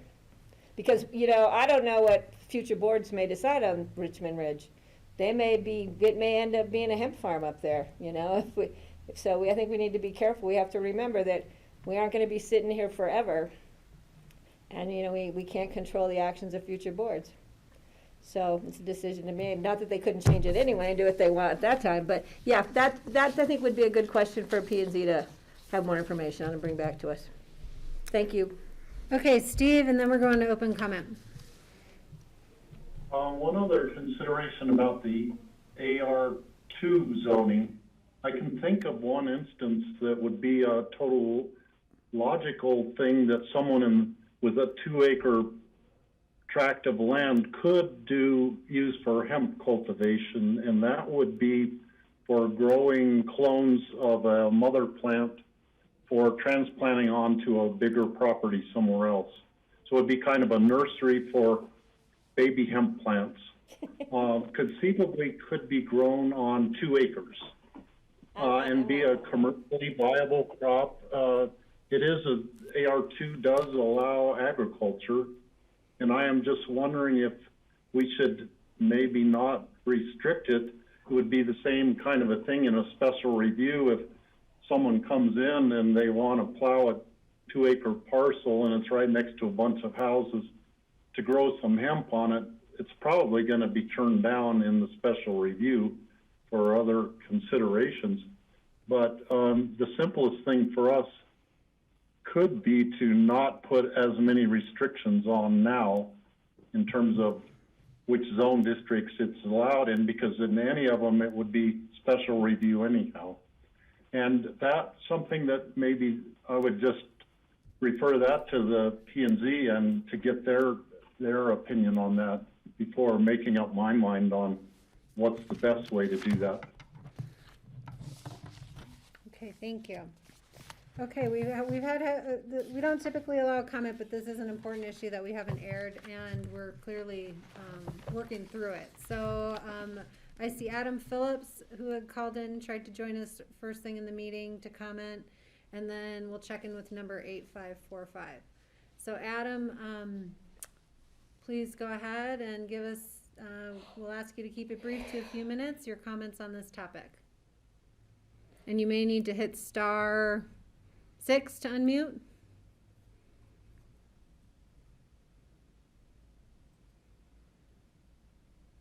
Hey, everyone should be able to hear me. We can hear you great, thanks. Everyone hear me? Great. Long-time listener, first-time caller. So thanks for everyone to being kind of reasonable about this, because in my opinion, the first thing I would like to suggest is there be some type of a stakeholder work group, or at least having an expert on this talk to all of you, because to me, being one of the 3 aforementioned license holders, it's a little terrifying to have. Admittedly, you guys are being pretty reasonable, but it's kind of scary to have people regulate things they don't entirely understand. So it would be nice, much like with marijuana legalization in Colorado, to have an actual stakeholders group, or at least hear from the people that are actually growing it. I would say, and I have a list of bullet points because I only got 3 minutes, hemp isn't marijuana. People confusing the two isn't a crop problem, it's an education problem, and the only way to get past that barrier is to continuously do it. And when you look at Pitkin County as a whole, I mean, it was overwhelmingly supported legalizing this crop in the first place. So I think we're just in another situation of not in my backyard, where this overarching legislation, I think, is really to protect the property values of like 2nd, 3rd, and even 4th homeowners up valley. Obviously, the people in Emma got upset, which honestly I understand. I mean, our farm, we grew 6 times more plants than they did that were all actively flowering and had no complaints. I can understand the complaint when it's set up like right next to your house. I really think that we're looking at a wind pattern versus scent diffusion issue, because everyone's drawing these conclusions comparing it to the Holland Hills grow operation, but that condensed everything, including harvesting, into a 4-building unit, and then pushed it out 10 by 10 vents in the back, which actually concentrates the smell. And when you have the wind pick up on that, it blows concentrated streams of marijuana odor at people. When you have things openly diffusing in the air, it's not the same at all. And to that note, even under your guys' current laws, I could cut my plants down and send them to someone else to dry, trim, and manicure and package, and that wouldn't be covered by the current rules that you have on the books. So, I could send my crop to someone else and they concentrate the smell and blow it out the back of their house, and they're not technically cultivating, they're processing. So that's 2 different things. So in an odd way, while I feel that this proposed legislation is a little overreaching, it actually doesn't reach far enough, because the real concerns on a criminal and odor basis come from packaging and producing products on top of extracting products. And, illegal extraction facilities are a huge problem in the valley, and that's Trident's problem, obviously, it's not yours. To touch on what Greg was saying, to follow up on your GMO hemp point, growing hemp for fiber, you cut the crop down before it even flowers to get usable flower. It's industrial fiber is what flowering plant stalks tend to be used for. And a hemp plant before it flowers has very little smell. And to go to your non-conformance issue, I don't know how you really define that, because unless you get someone with an odor ranger out there, it's always going to be a kind of a he said, she said situation in terms of enforcing non-conformance. And to even reference your guys' guide, there's a guide to rural living in Pitkin County. I mean, right to farm laws do cover, you're going to have some weird smells. And to touch on, multiple people have brought up cattle, it's way more of a nuisance at large than hemp is. So I would really encourage you all to kind of regulate cattle the same way. There isn't really like a large-scale cattle production thing going on in the valley, but if someone actually wanted to do that, it would be a way bigger problem than hemp. I think it's just important to remember that this is a USDA-approved, like federally legal crop, and the laws will lessen over time. And for such a liberal area, it does seem a little weird to me how cracked down on this is becoming. That being said, our operation isn't a nuisance to the neighbors, and I have no problems conforming with whatever laws you come up with. But how do you define unreasonable energy consumption, or even abandonment? Because in an 8x8 space indoors, I can use tissue culture, which requires a crop planning report with the state, to produce 8,000 clones and grow them all out in an 8x8 space, and no one will ever smell anything. So you're telling me that I wouldn't be allowed to do that because of the odor concerns of someone next door that would never even know. I just think there's a few points being missed on this, especially for a valley that supports agriculture. Growing food crops is not paying the rent on a $5,000 a month house. Like, you have to grow things that make money, and right now hemp is that. So I'd just like you all to really consider that. And for a final point, just in terms of water usage, I think we've all seen how much water these hay fields that literally have nothing on them use. So like, are we really going to go after people that are actively growing a crop, or are we just going to create laws that favor hobby ranchers that just spray water on grass that then gets baled and sits around for a long time? Because like, hemp's using nowhere near that much, and from a ecological standpoint, hemp's a bioaccumulator. I'm way more concerned about the runoff from other farms than I am about the runoff coming off of our farm, because our plants soak up anything that's in that soil. And we're not the ones spraying pesticides, and we're not the ones, having runoff go into our ditches. That's strange. I mean, if you tested our hemp last year for pesticides, there were trace amounts of things showing up that we never even put there. So I really don't think that, at least as of right now, hemp producers are even a problem. I think this is more about saving. I mean, let's be frank. I think this is more a law to keep people from growing hemp in Aspen and basalt. I mean, am I wrong? Okay, thank but you. You guys are being very reasonable, and I think that's everything. Great, thank you. And there will be additional opportunities to comment. I think at P&Z, I'll have John Ely clarify that, and then obviously if we move this to second reading, that would be a public hearing as well. So stay tuned. Thank you. And then I see number 8545. Are you here to comment on the hemp land use code changes? Please press *6 to unmute.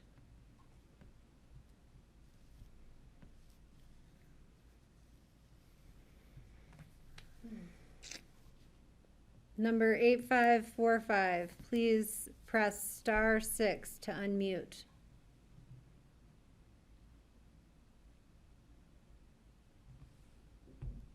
Can you hear me now? Yes, we can. Go ahead, please. Okay, thank you. My name is Kathy Markle, and I'm sure you all know that I am one of the neighbors of the hemp growing operation that you've referred to on Emma Road in Emma. And I have been participating in hopefully the positive solutions to this problem for some time. I would like to, first of all, remind people that the impact of the federal government's deregulation of hemp impacts our entire valley. Any zone district that has agriculture as a use by right will be allowed without approvals, as are being recommended, to grow cannabis sativa. And that means you're looking at McLean Flats, Starwood, Brush Creek, all of the general Roaring Fork Valley plains, and I think that that is one of the reasons why you are looking at this and why I'm encouraging people to look at this. I would also like to say that there are already some regulations in place that would prevent a hog farm or a feedlot from being developed. And then I won't dwell on all of that. I would like to talk about that one-year permit. And I see the information from John Ely, and I heard Steve request some further verification on that. So I'm still not understanding why you might consider any existing or previous, let's put it previous, hemp growing operation that was under a one-year permit in 2020 as being something that would be potentially grandfathered in. Maybe I've misunderstood that, because it seems to me that if the permit has to be applied for yearly, that there is no such thing as a pre-existing use, that therefore the section 3138(1) would not apply. My third item is, I think that it is critical that instead of referring to the plant as hemp or industrial hemp, that the plant is referred to by its scientific name, which is Cannabis sativa L, as you know. And one of the reasons we've come to this problem is that a lot of our master plans and other documents referred to marijuana as things that were not to be promoted in certain areas, caucuses, zone districts, etc. It is the same genetic plant. I have a degree in horticulture, and Cannabis sativa L is Cannabis sativa L. This is a plant that has been bred or genetically modified, so to speak, to contain the lesser amount of THC, as John described. So I think from a technical standpoint, you really ought to use the scientific description. And that added, I think that in your section 11-10, the definition, you should add the word blossoms to that. I know that it's referring to seeds, and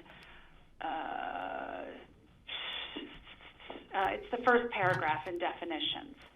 Any part of the plant, I think it would be important to include blossoms, since we know for a fact that hemp is being harvested as a smokable product for the blossoms. Also, I'd like to encourage that when the site plan is being requested, that you specify a distance outside the boundaries of the proposed property to extend the site plan information, and that will allow you to better evaluate whether they are residential or schools, I think, should be perhaps included in that, and that would include, preschools, daycare centers. And I think you might consider the notification process for other developments, which I think is 300 feet of any property boundary that the person must notify the neighbors.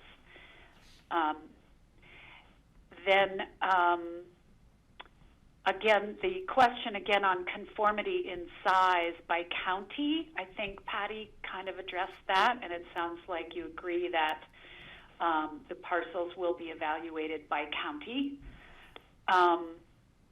And then I do want to throw out there that the Chapter 7 of the Land Use Code does have a section on nuisance standards, 7-100.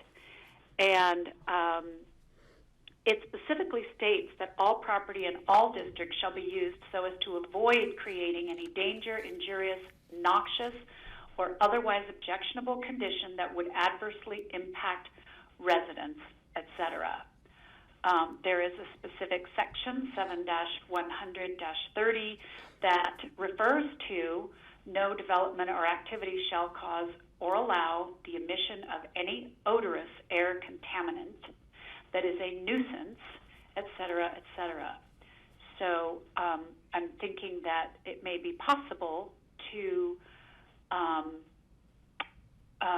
address some of the odor issues, and I think that Greg has said, maybe it was someone else, that he feels that the majority reason for people objecting to hemp growing is the odor. I would say that is definitely the major part of my personal objection, and I believe I can represent our caucus in that way. But yes, we have issues about crime. It is grown exactly like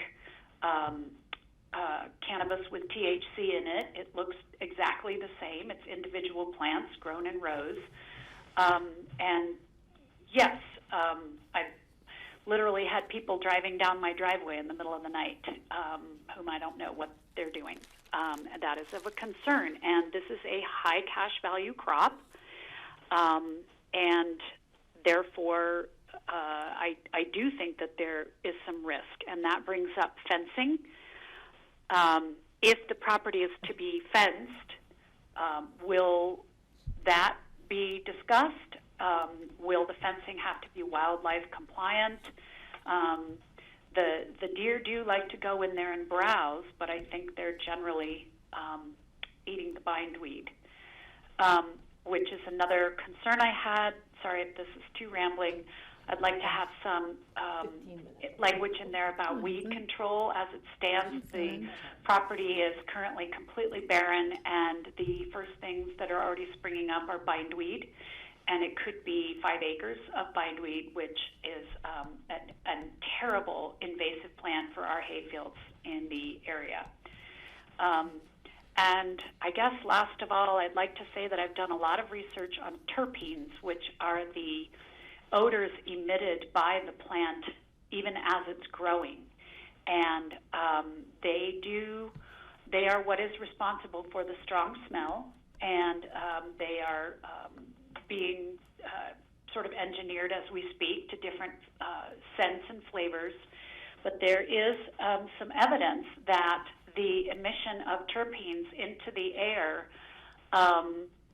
particularly under high temperatures, can be harmful to people around. And I think that if you think about 0.03 THC as maybe being a non-alcoholic beer, if you drink 2 6-packs of non-alcoholic beer, I'm guessing you have a buzz. And Kathy, so, I think we're veering a little bit from land use. So I do want to bring the discussion back to the board. Thank you for correcting we very that. much I'm finished. appreciate all of your input. Thank you. Thank you. Yeah.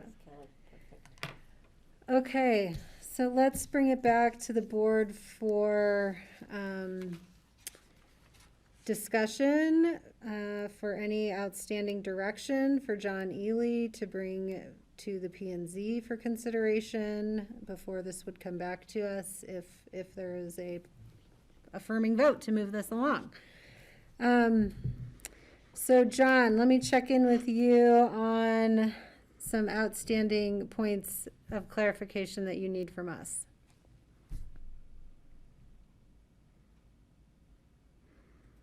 You're muted.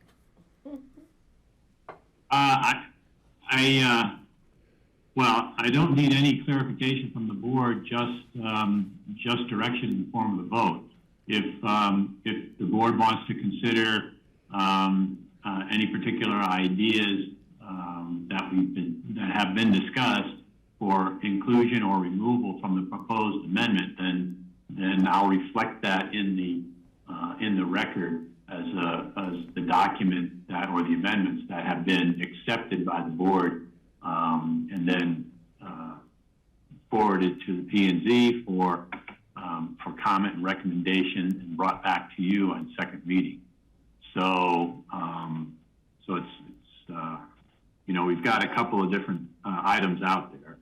I would say first, the zone districts, inclusion or not at this point in time of AR2 or rural remote zone district. And as far as standards, inclusion or not of an energy consumption analysis as part of the criteria for evaluating the special review. Let's see.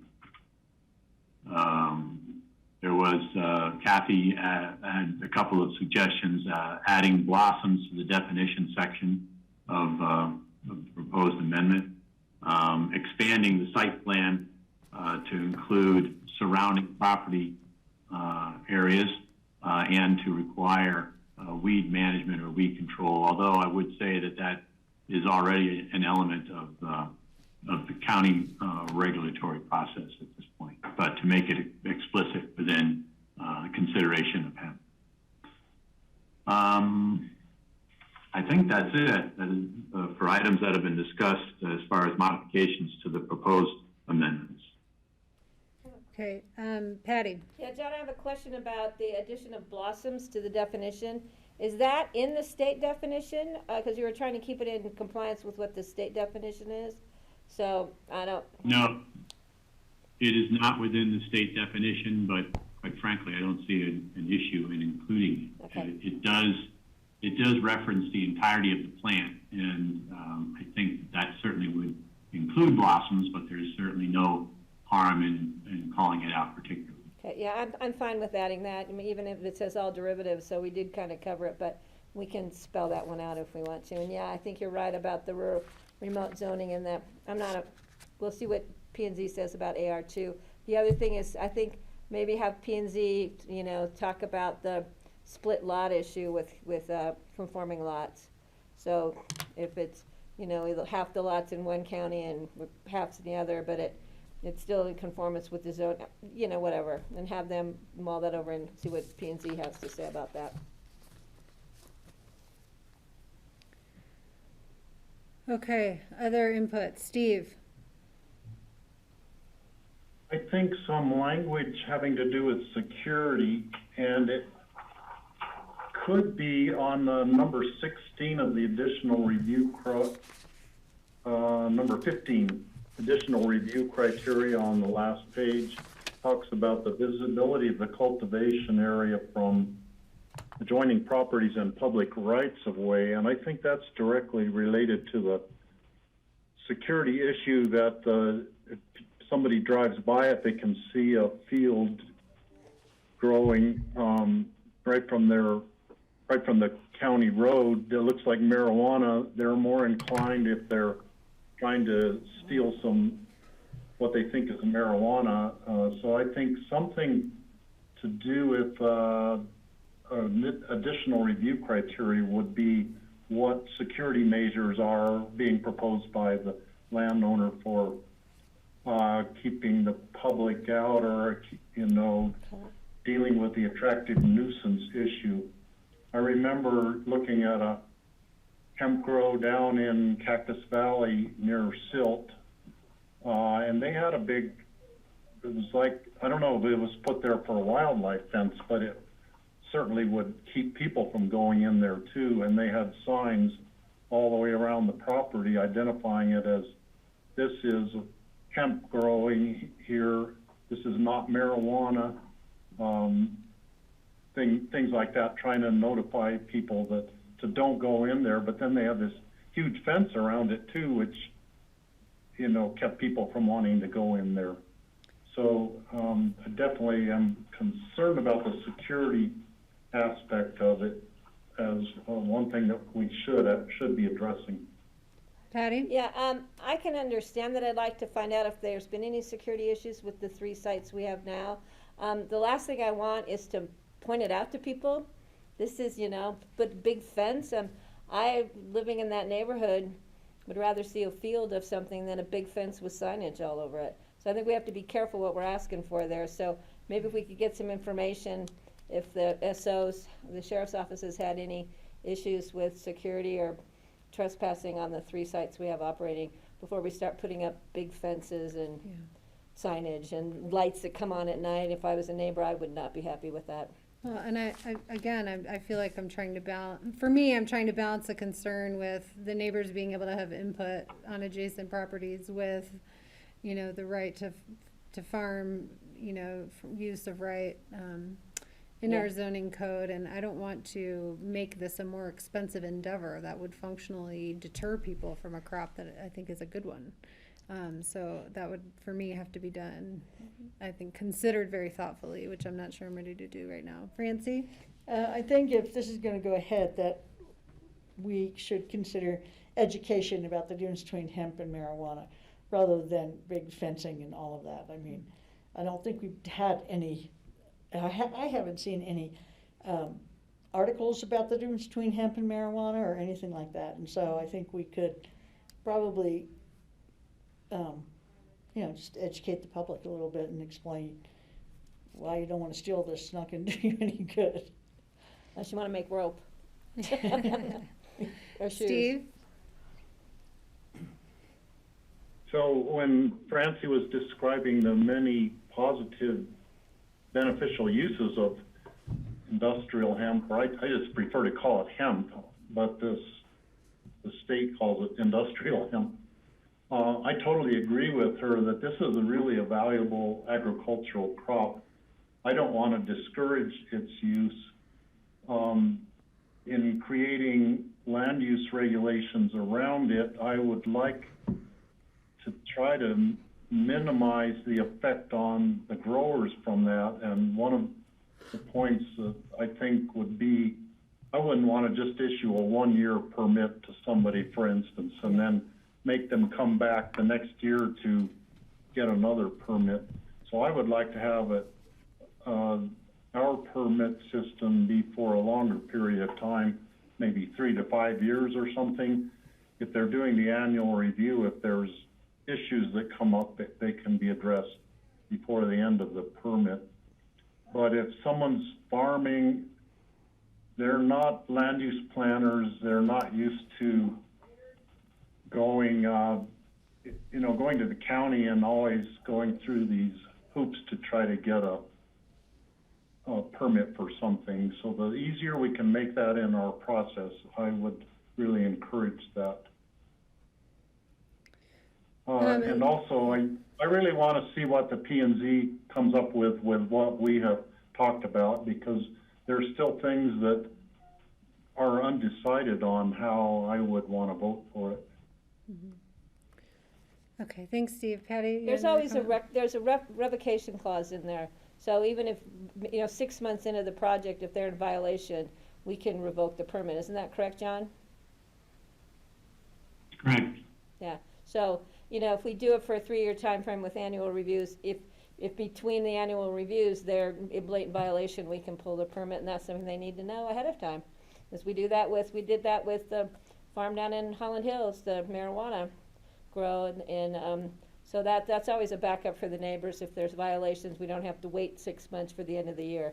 We can do it at any time if it's blatant with notice. Okay, any further discussion on this? Questions, topics to refer to the P&Z? Did we still have any more public? Was there anybody else on the public comment? No. Are we going to have a vote on whether to pass it on for second reading? Is that what happens? We have to, yeah. Yep. And it would be 3 required to move it on. I will make a motion. Okay, Patty? To approve an ordinance adopting amendments to land use code for industrial hemp cultivation. This is a first reading today. We're going to set it for second reading, public hearing on March 24th. So it just moves it to that, and we may choose to approve or not approve on the 24th, depending upon information we receive from planning and zoning and from the public. I'll second that, and certainly echo what Patty said. There's an awful lot to talk about here. I still want to hear more. I think we have an awful lot to learn about hemp cultivation, but we're also learning about the urbanization or the suburbanization of our agricultural valley and community, and I anticipate more of this sort of thing happening, and I think it's time that we consider it, and this is the way to move forward. Thanks. Steve? Well, I want to clarify in your motion, Patty, that the proposed amendments to be discussed are included in the language as we have lined them out, and John had pointed out, made a list of the items that the P&Z will consider. I can amend So my I- motion to include that, but I just assumed we had just directed John to do that, so, yeah, I will amend my motion, and if Greg will have a friendly amendment to my motion. I want to make sure I know what we're amending. We're just because adding I things. wanted to think, We're adding things like bringing a Right. P&Z rural remote, conforming parcels, what else did we say? security and energy, were those still a part of that? Security, we were adding those, but security, I asked for more information from the SOs before I'm gonna put a security clause and huge fence with signage up. So, John, do you have clear direction there on was where is energy this as gonna well. go for planning and zoning? No. I have clear direction as far as what to bring to P and Z for discussion, and then their recommendation to bring back to you, but I'm not clear on what you're moving to accept on first reading. Just the proposed language with the potential of amending it on second, or do you want to incorporate some, but maybe not all, amendments that were discussed here now? So I'm not clear what you want to accept on first reading. My motion was to approve what's here, but you can add the word blossoms. Okay, let's try and be simple about this. It would be my. I'll Thank second you, that. because we've been talking about it for way too long. Knowing Rob. that- I'll second that, knowing we're gonna have a second reading, and we'll have more comment and more study. Okay. Any further discussion? Okay, all in favor, please say aye. Aye. Patty, aye. Aye. Okay, all opposed, please say nay. Nay, Okay, thank you, Francie. even though I sound like a libertarian. You're entitled to your vote, you know? Thank It's all you. good. Thanks, Francie. Okay. And again, anyone watching, this will be before P and Z next Tuesday? 16th? Is that right? Next Tuesday evening. Look for the packet at least 24 hours before then. And you can comment at that time. And then second reading is scheduled for March 24th in front of us. And that will be a public hearing as well. All right. Would anyone like a break for 5 minutes? Okay. Let's take a 5-minute break. We'll be back at 2:35 to move on to item number 6. So we're moving along.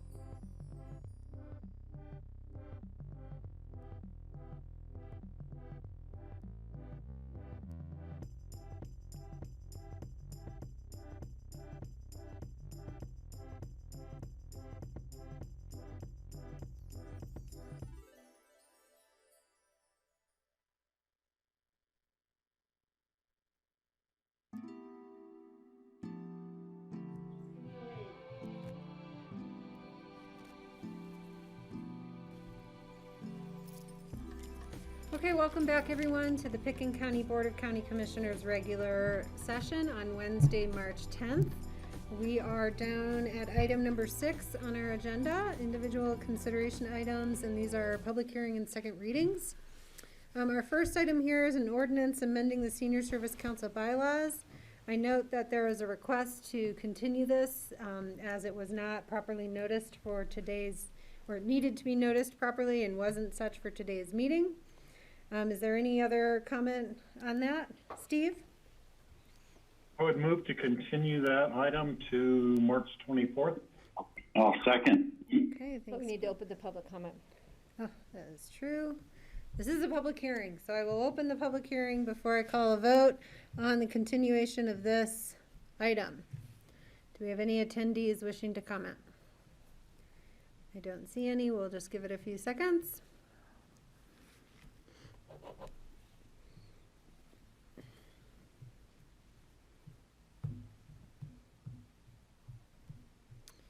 Okay, I will close the public hearing on this item. Any discussion for the board?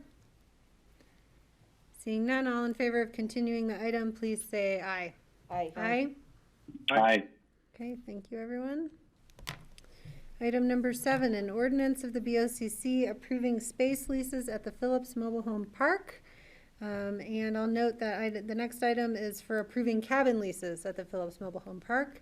And I see Jody Smith, our facilities director, with us. Hi, Jody. Hi, Madam Chair. Thank you. Thank you to the board for welcoming us back. Yes, this is the second reading and public hearing for the approving the leases for the space at Phillips Mobile Home Park. I'll just give you a high-level recap that Licking County purchased the Phillips Mobile Home Park in February of 2018. It's 76 acres, 35 mobile homes, 4 cabins, and an old ranch house. And the purpose of purchasing this with housing impact fees, which are collected by the to develop workforce housing, was to incorporate this into our county housing inventory program. The space leases, at first reading, the board did request that we do some modifications to the noticing language, which the attorney's office did. That was in item number 12 on the lease.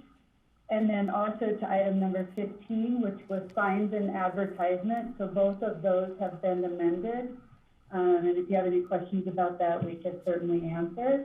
And then the only other request the board had on first reading was a request for a comparison about our space rentals, how we play out within the rest of the community. I reached out to 7 different mobile home parks, and I got one response, and then I went in and dug a little bit on Aspen Village Mobile Home Park. In 2012, they were charging $625, but then they went to owner. The land is now owned by the people occupying the space. So they were doing $625, and then the other one is Elgibel Mobile Home Park, and they're doing $740. So those were kind of the comparisons that I could get for you. Again, the current residents of the mobile home park space are grandfathered in and do not have to meet the APSHA requirements to move in and live in the park. But any and all new tenants will need to meet the APSHA requirements of 1,500 hours, not owning any residential units in APSHA zone, and not having more than 900K in assets. So with that, if there's any other clarifications or questions that John or I can answer, we'd be happy to do so. Okay, let's see, are there any questions? Steve? Jody, could you explain the change in the language on noticing and signage is what I made my note on. Actually, John, do you want to address those changes that you did make? Sure. The concern, particularly that was raised by the board in regard to noticing, was the idea of leaving a notice for the space tenant with a 15-year-old individual at the residence. So that was changed. It's now 18. The sign issue came up in regards to signs that support political candidates or support or oppose political issues that are on a ballot. So that exception was put into the lease structure. Thank you for doing both of those. Any further questions on these? Greg? Yeah, Jody, I was just looking at the comps for rent, space rent. Out of 7 contacted, you only were able to get 1 comp, or Is that right? And then the Aspen Village I noticed is 2012, so that's 9 years old already. I don't know, should we go back and try again? It just seems like there ought to be better information than that, than what you found so far. Yeah, I spent hours looking on the internet, trying to get comps for the valley, even the Basalt Mobile Home Park. I could have reached out further. I did leave a message for somebody at Aspen Ski Company for the area along the old KOA area. But people just, they're not manning their phones. I don't know if it's because they're full or if it's COVID, and nobody would return my calls. So I could certainly keep going, but there was no return. It was occurred to me that maybe there's a realtor who specializes in mobile homes in the valley, Janet Mitchell. If she's still in business, I think she may still be, and she may be able to give you some insight there about at least the history of it. She's been doing it forever. Just thought that's the only one I can think of for now. And I'm guessing that the Crawfords in Elgibel, I think it's Elgibel Home Park, probably do comps when they're readjusting, but who knows? They might be able to give you some insight too if you can get them on the phone. But thanks for trying. I just think it's important. Yeah, thank you. I did talk to Elgibel and the Crawfords, so they were the ones that gave me the 740. I also reached out to the Romero Group, who manages a lot of properties in the valley, and they're the ones, they helped me a little bit, but yeah, they didn't have any contact. So I'll reach out and just send the board an email, or do you want me to come back to the board and report that out? I'm okay with it. I'll let the chair decide that. The other thing I was going to say is you might I don't know how the cost increases are calculated. I know that Elgibel has been going up, seems fairly significantly each year. So I guess we'd expect it to appreciate. Patty, you had a question? Yeah, I was just gonna say, one of the issues is, in at least the Upper Valley, is we all own our lots in the trailer courts. They've all been subdivided, so there's no lot lease. So so you couldn't just call Smuggler or Lazy Glen or Woody Creek. So yeah, I'm good with moving this forward. So if you hear anything though that may, cause you to be interested or concerned, you can let us know. Steve. So we all know that the rents at Phillips are low. There are also lots of people there who have fixed income or low income, and we are really, by keeping the rents low, we're allowing them to continue living in their place. If we tried to jack the rents up, at this point in time, I think it would be a really bad move. Maybe sometime in the future when we have the water system, the septic system, all really well improved.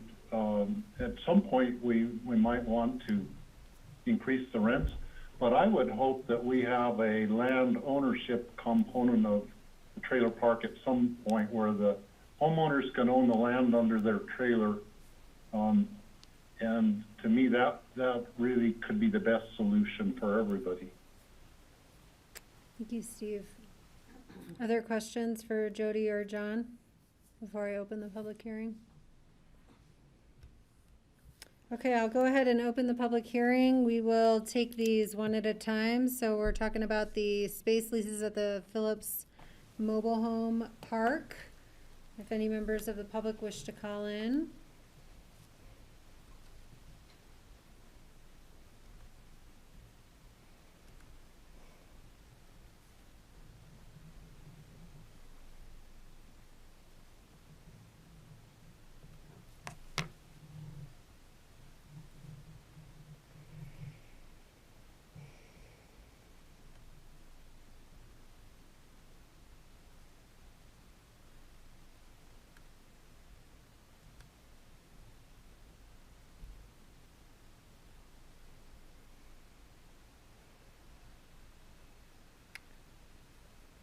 I'll go ahead and close the public hearing on this ordinance and bring it back to the board for discussion or a motion. Kelly, Patty. I'll make a motion to approve an ordinance of the Board of County Commissioners approving space leases at the Phillips Mobile Home Park. And thank Jody for bringing I this can forward second to us. that. Oh, Thank you, Patty. Thank you, Greg. Any further discussion? Greg?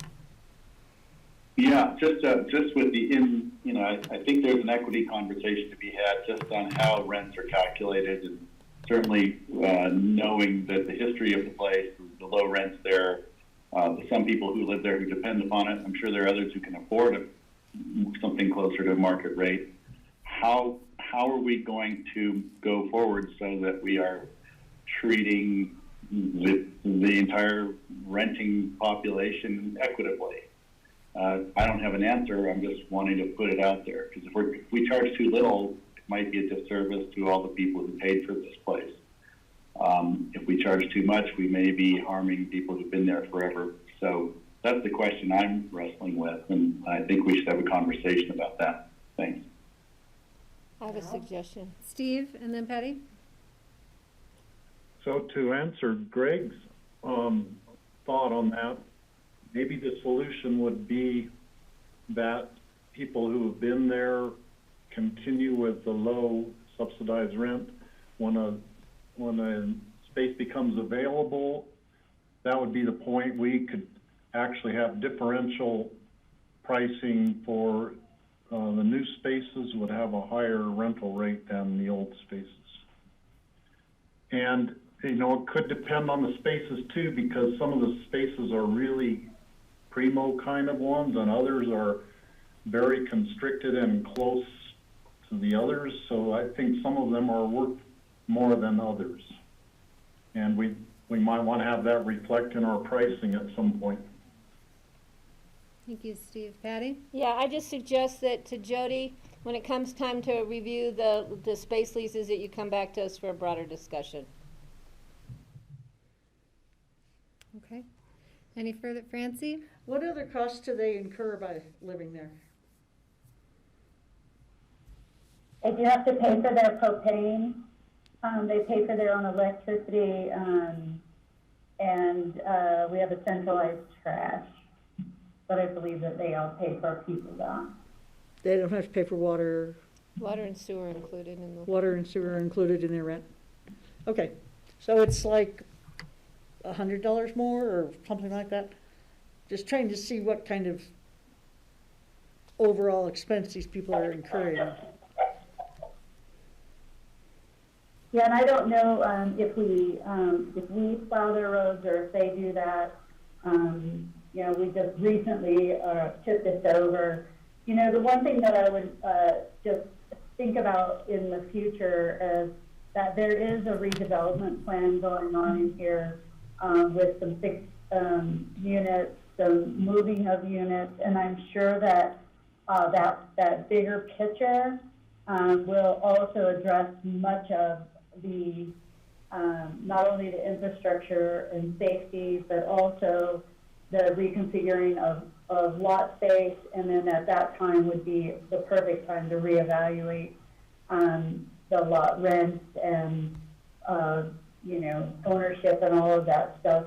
We're just, as you know, you've been presented the preliminary development, but I think that there's a bigger discussion at that point, but I certainly haven't been directed to do that at this point. Okay. Thank you, Jody. Any further discussion? All right. Seeing none, all in favor, please say aye. Aye. Aye. Aye. Aye. Okay, similarly, we'll move to the ordinance approving the cabin leases at the Phillips Mobile Home Park.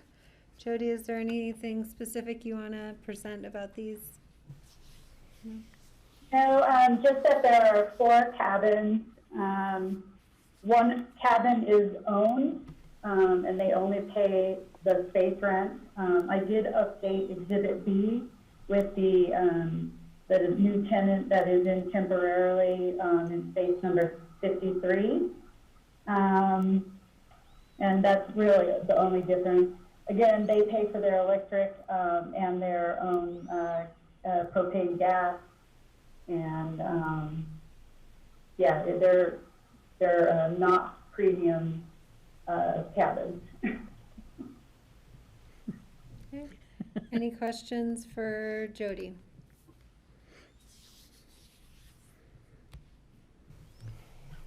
Steve, do you have a question? No? Do we do public hearing Yeah. separate on this one? Yep. Okay. Yep, I'll open the public hearing now for anyone who wishes to comment on the ordinance approving cabin leases at the Phillips Mobile Home Park. I'm seeing no one has called in, so we'll give it a minute here.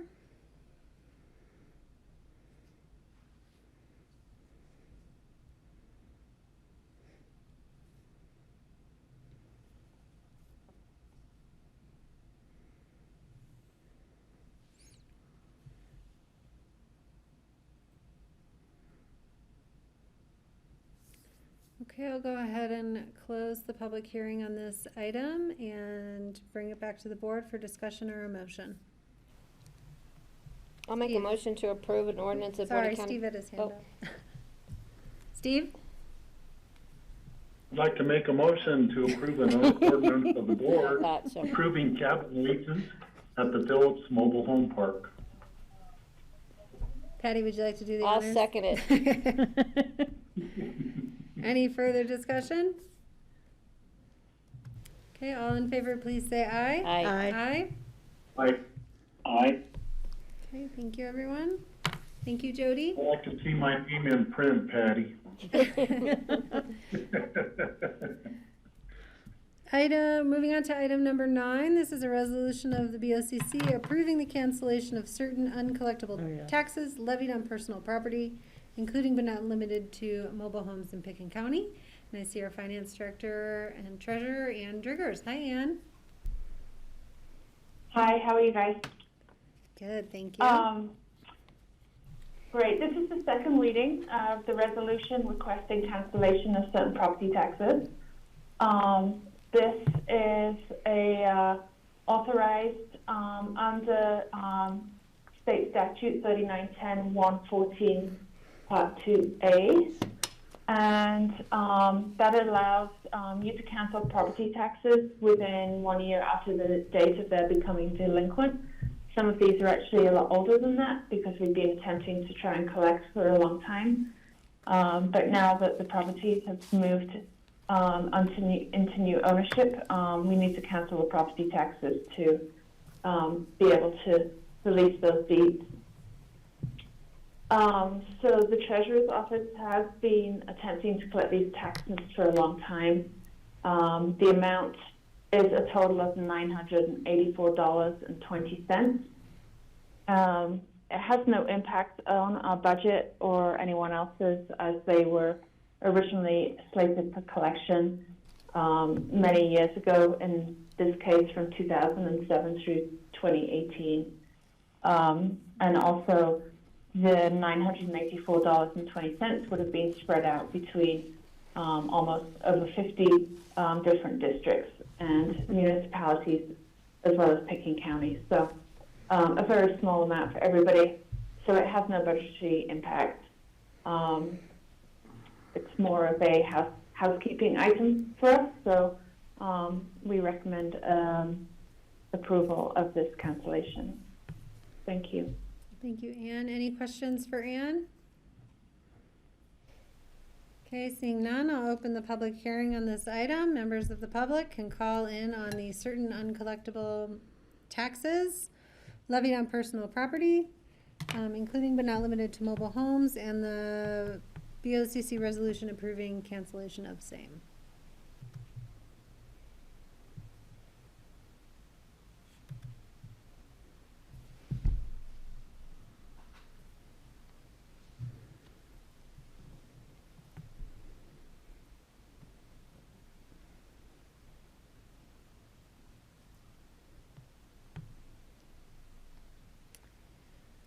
Okay, seeing no members of the public calling in, I'll close the public hearing on this item and bring it back to the board for discussion or a motion, please. I'll make a motion Thank you. That we approve the cancellation of certain uncollectible taxes levied on personal property, including but not limited to mobile homes in Pickens County. I'll second. Thank you. Any further discussion? Seeing none. Oh, Steve, did you have a comment? No? Okay, all in favor, please say aye. Aye. Thanks, Ann. Aye. Thanks, Ann. Thank you, Ann. Thank you. Let's see, number 10, resolution of the BOCC on behalf of the Pickens County Sheriff's Office authorizing an intergovernmental agreement with the Aspen Valley Hospital for preparation of meals for the Pickens County Jail. And I see our jail commandant, Kim Valerio, is here with us. Hi, Kim. Hi, how are you guys today? Still today? Yes. Yeah, still today. Marching towards tonight. Good afternoon. Good afternoon. Kim Valerio, jail commander with Pickens County Sheriff's Office. I'm here for the second reading for approval of the IGA with AVH in Pickens County Jail to provide meals. Here at the jail, as you all know, we don't have the capability to provide meals, and for many, many years, AVH has contracted with us to provide those, so we're here to ask for that approval, and I believe you guys had some changes that you requested, and I believe Rye's here and I believe has made those requested changes. Okay. Rye, do you have anything you'd like to present to the board? Yeah, Kelly, the only thing that, sorry, I'm looking at you guys on the wrong screen here. Main changes were nothing substantive from the original draft of the IGA that was in the packet 2 weeks ago. The form has been updated with Jeanette's help, which was great. And other than that, just kind of did some cleanup stuff on it. So as far as the substantive aspects of the IGA go, it's very, very similar, if not identical, to first read. So I don't have anything much more to add to that. Okay, any questions for Kim or Rye? Steve? Given the fact that many of our, the highest percentage of our detainees will be spending time in the Garfield County Jail, therefore we'll have a lot fewer getting meals from Aspen Valley Hospital. There is no penalty or anything for us for having lower numbers, is there? We just pay for however many meals that we do order each day. Is that correct? Sorry.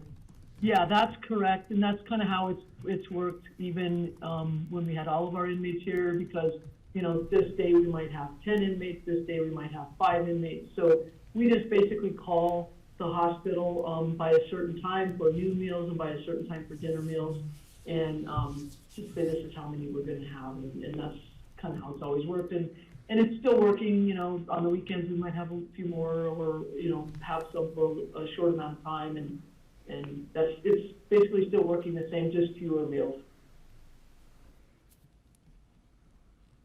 Okay, other questions for Kim or Rye?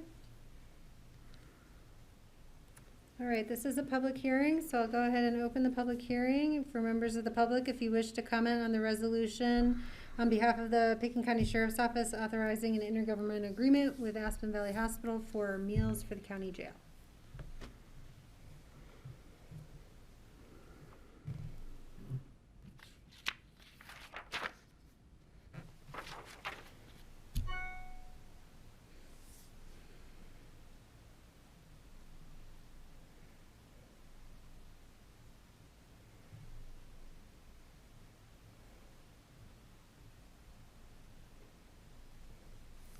Okay, I am not seeing anyone calling in, so I will go ahead and close the public hearing on this item and bring it back to the board.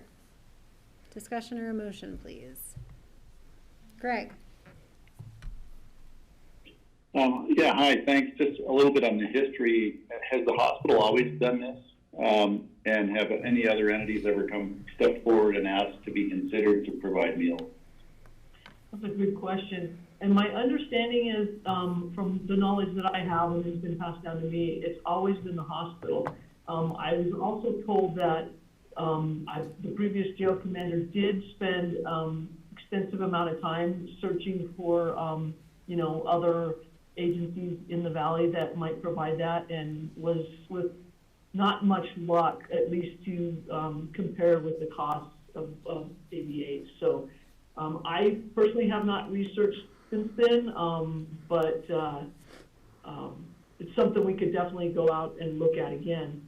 But I guess the reason I asked is just, proximity. You've got kitchens within, 100 yards of the jail, but we're importing the food several miles. So just wondering if there's a way we could decrease traffic. But if it ain't broke, I don't want to fix it. So I'm not gonna ask for that. Just see what someone else says. yeah, and it's definitely, the traffic sometimes makes it difficult for us too. So it takes us a little bit of time getting either in or out. But it's definitely something we could look at in the future as well. Patty? The reason that didn't work in the past was because AVH has a dietitian, so the dietitian's always able to address people with food allergies, dietary restrictions, etc. Local restaurants don't have that opportunity for us. So I know that we had looked into it over the past years, and that's why we always came back to AVH, because they were able to offer that to us. And it's only 2 meals a day. Breakfast is cereal. Yeah, that's helpful Steve. to know. Just out of curiosity, how does the Garfield County Jail feed their prisoners? Do they get it from Valley View? Now, Valley View Hospital and Aspen Valley Hospital are two of the best restaurants there are in the valley, in my opinion. So they both serve good food. Yes, they both do. Garfield actually has their own kitchen, and they have contracted kitchen staff, and then also inmate workers can work in the kitchen for additional time off their sentence and that type of thing. And they actually provide pretty good meals too. So every time, I've talked to inmates from multiple facilities, they always talk about our meals here, and they talk about Garfield's because they're very good. So yeah, I agree with you. Francie, did you have a comment? I didn't, but I think that Valley View is not as good as it used to be, the food, since they did the whole new reconstruction, that really cool place that you used to be able to go for lunch. It's kind of different now. Okay, Yeah, but they any have further gummy bears there. discussion? Otherwise, I will look for a motion. Public comment. I already did public Oh, you comment. Mm-hmm. That was fast. So did we have 10 Steve. people comment on how good the food was? I'll make a motion to approve. I think Steve was trying to beat you to it again. Sorry, Steve. You can second. All right, Patty moved. Steve, what do you got? Okay, I'll second it. All right, Steve's getting cut off left and right Thanks, here. Kim. Hope you noticed I got one motion in Wait, today. hold on. Okay, so I have And Patty one no. moved, Greg seconded. Any further discussion Oh, we need to on vote. the IGA? Okay, all in favor, please say aye. Aye. Aye. Aye. Aye. All right, and Thank you, everyone. thank Have a you. great day. Yes, you too. On to item number 11, an emergency resolution of the BOCC authorizing a grant application to the State of Colorado Department of Local Affairs, Renewable and Clean Energy Challenge for a feasibility analysis of an integrated energy system throughout the Aspen Airport Business Energy Corridor, and if approved, acceptance of the grant. I believe this is confirmatory reading. And do we have any staff to present this? I see John Peacock.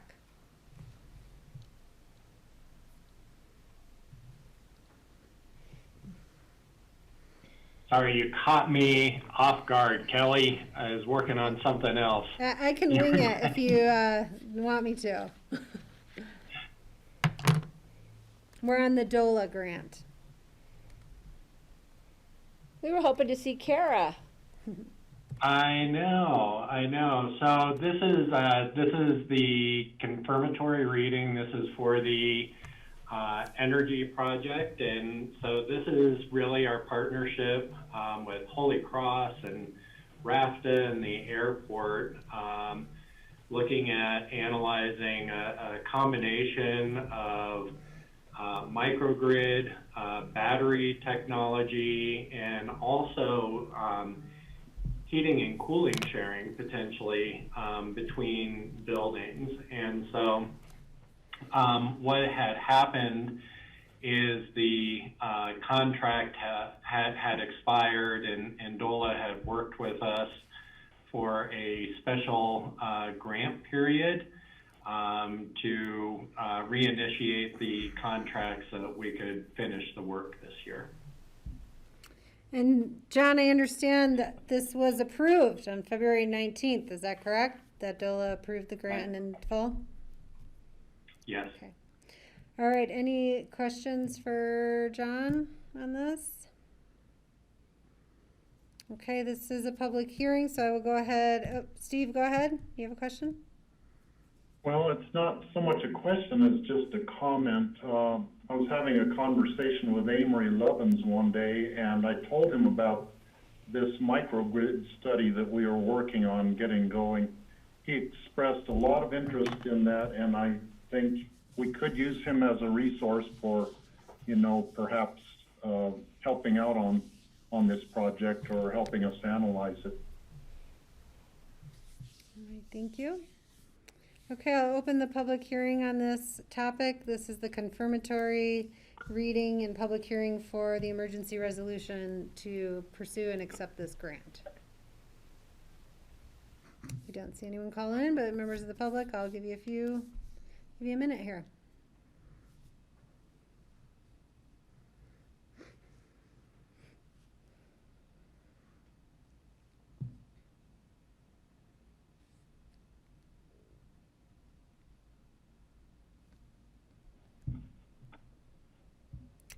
Okay, seeing no one call in, I'll go ahead and close the public hearing on this item and bring it back to the board for a motion. Greg. I'd like to make a motion that county commissioners authorize the submittal of a grant application to the state of Colorado Department of Local Affairs Renewable and Clean Energy Challenge for a feasibility analysis integrated clean energy system throughout the Aspen Airport Business Center energy corridor, and if approved by DOLA, acceptance of the grant. I'll second that. Second. Thank you. All right, I have Greg moved, Francie second. Any further comment? I'll just note for the public, this grant was in the amount of just over $178,000. Okay. All in favor, please say aye. Aye. Aye. Aye. All right, we are on item number 12. This is also a confirmatory reading and public hearing of an emergency ordinance of the BOCC authorizing a contract with Howard Rubenstein to sell the county's Cougar Canyon out parcel. And hi, John Ely. Hi, Kelly. This is, as you stated, it was enacted by the BOCC at the last regular board meeting 2 weeks ago. It was done as an emergency ordinance, so as to create an effective MEC date in the contract.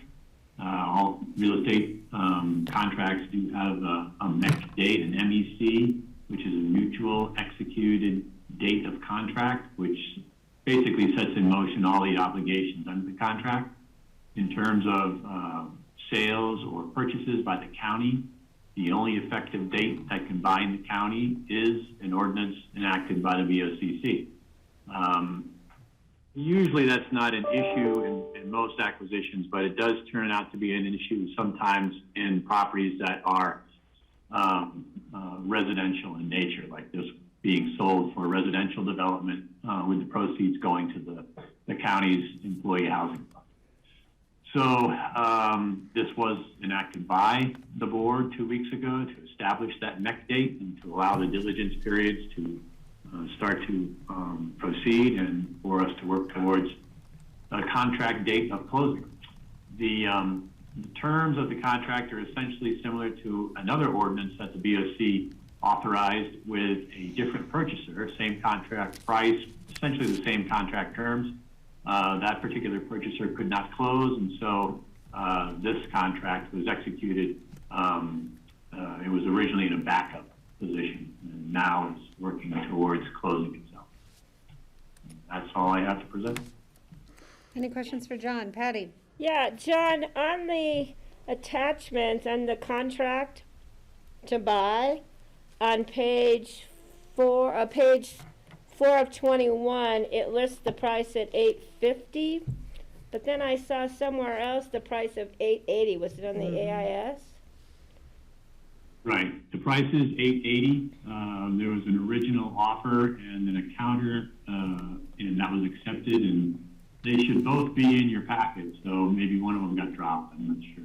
Yeah, because I'm looking at the agenda item summary and it says $880, but the contract says $850 on page 4 of 21. I think if you The scroll all the price way is down. $880, which is the same price as the original contract, or at least the most recent contract before this one. The list was $850, and like I said, there should be a counter to that offer as part of your packet. It may have been dropped off. I don't know. Okay, because I just want to make sure, I still want that million, so if I can get the 880, I'm getting closer. It's called, it's That's the what I thought your counter question proposal. would be. Did you see it on there? Because it's If you go all the way to the bottom, it should say counter proposal and show the 880. Okay, thank you. I only got to the 850 and got a question mark.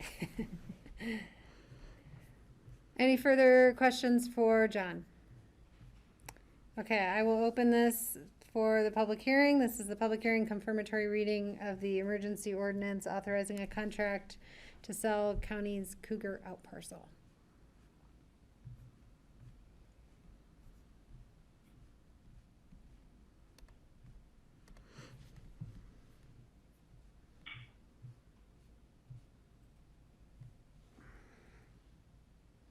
Tammy can be moved to a participant. She's here for land use.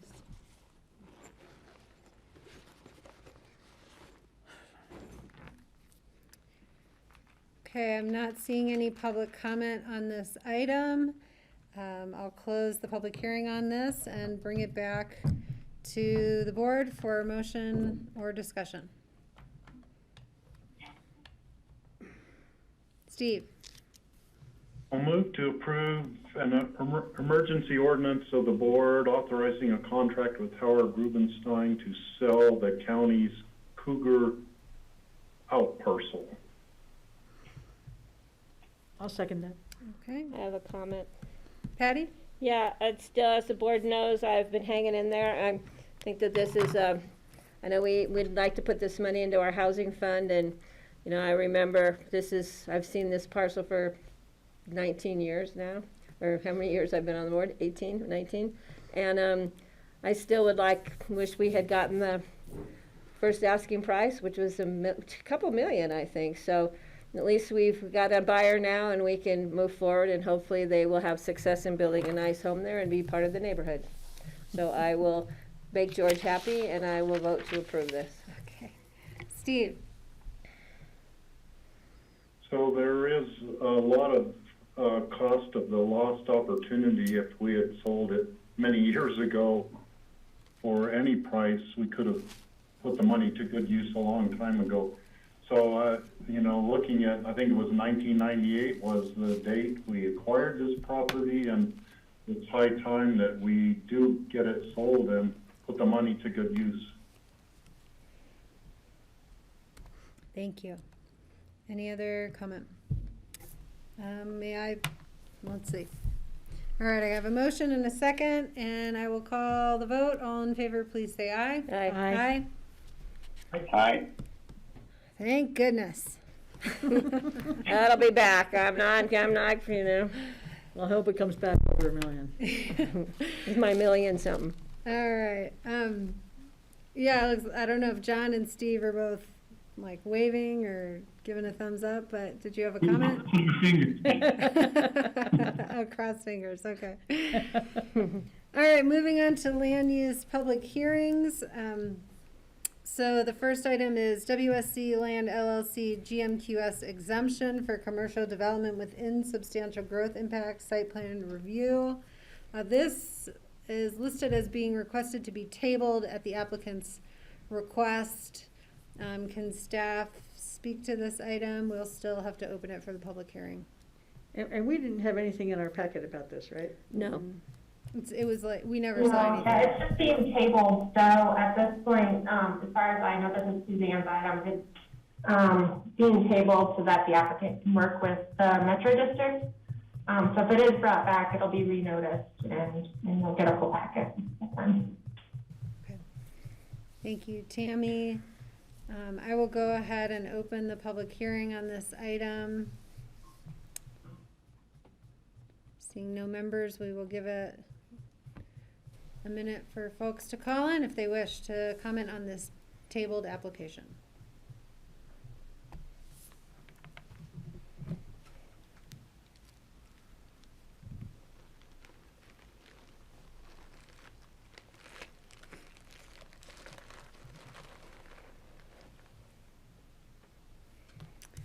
Okay, I'll go ahead and close the public hearing and bring it back to the board for discussion or a motion, please. I'll move to table. Thank you, Patty. Second. Thank you, Greg. Any further discussion? Seeing none, all in favor, please say aye. Aye. Aye. Aye. Aye. All right, the last item on our agenda here, number 14, Farm Collaborative Learning Center location and extent review and activities of state and local interest review.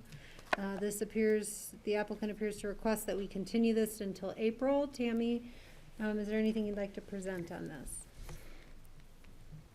No, we're just needing a little bit more time to work with the applicant on some of the issues that staff and the P&Z raised. So it's scheduled to be heard by the BOCC on April 14th. Okay. This is a public hearing, so I will go ahead and see. Oh, sorry, Greg, did you have a question? Oh, only that regarding location and extent. This property is actually a city-owned piece of land, right? So it's within the city's purview.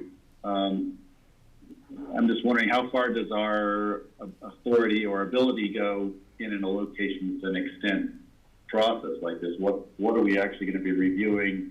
We're just going to be reviewing. We're not going to be making any decisions. Explain this to me, if you would. Thanks. Yeah, John Ewing may have to step in on this one, but so the location and extent portion of it is a review by the P&Z, and they find whether or not it's in conformance with the applicable master plan, the master plan in this area being the Woody Creek master plan. So that's what it's being reviewed against by the P&Z. The areas of state interest is another totally separate review, which, yes, the board will be reviewing for those standards in Chapter 12 of the Land Use Code. So we'll go through all that at that April 14th. I don't know if, John, jump in if there's anything more important to add on that. You remember the fire district application, right, Greg? That's the deal. So I'll ask a clarifying question then. So the city of Aspen is the applicant here? Yes, and that's very important to pick up on, that they're the applicant. However, what's being asked for is through the Farm Collaborative, Ed and Barty being the representative there. So yes, it's Farm Collaborative, basically making the ask for their new farm center, but the applicant, it's through the city of Aspen. Okay. Greg, and then Patty? So through Woody Creek master plan, I do know there's been talk, and we have it on our agenda to talk about the possibility of a Brush Creek caucus and revisitation of the master plan, which hasn't been updated in quite a while. How will what happens there affect this, or vice versa? This is probably motivated with the formation of, revisitation of the master plan and maybe even formation of the caucus. There's some other issues regarding traffic and the highway and stuff like that, I'm sure. Is there a timeline that we need to follow? Is somebody racing against the clock here? I'm just wondering, how does all that work as we see a great deal of interest being expressed in the neighborhood about this and potential formation of a caucus and revision of a master plan? Sure. Yeah, I don't think that this is the result, the application being submitted as a result to, race the clock against getting, a new master plan. Although, yes, I think that is the Metro District did have a big concern because the current 2003 Brush Creek master plan doesn't specifically speak to farm collaborative, and a lot of these applications that we're seeing that are very unique. So, I'll venture to say yes, it is inspiring them to start, that caucus formation process. But for this review, it will be reviewed under the 2003 Brush Creek master plan, and that's the plan in place right now. John, did you want to weigh in? Greg, I don't think there's a rush either. The idea of a location and extent review is a request to the Planning and Zoning Commission to determine whether or not the proposed development is in conformance to an existing master plan.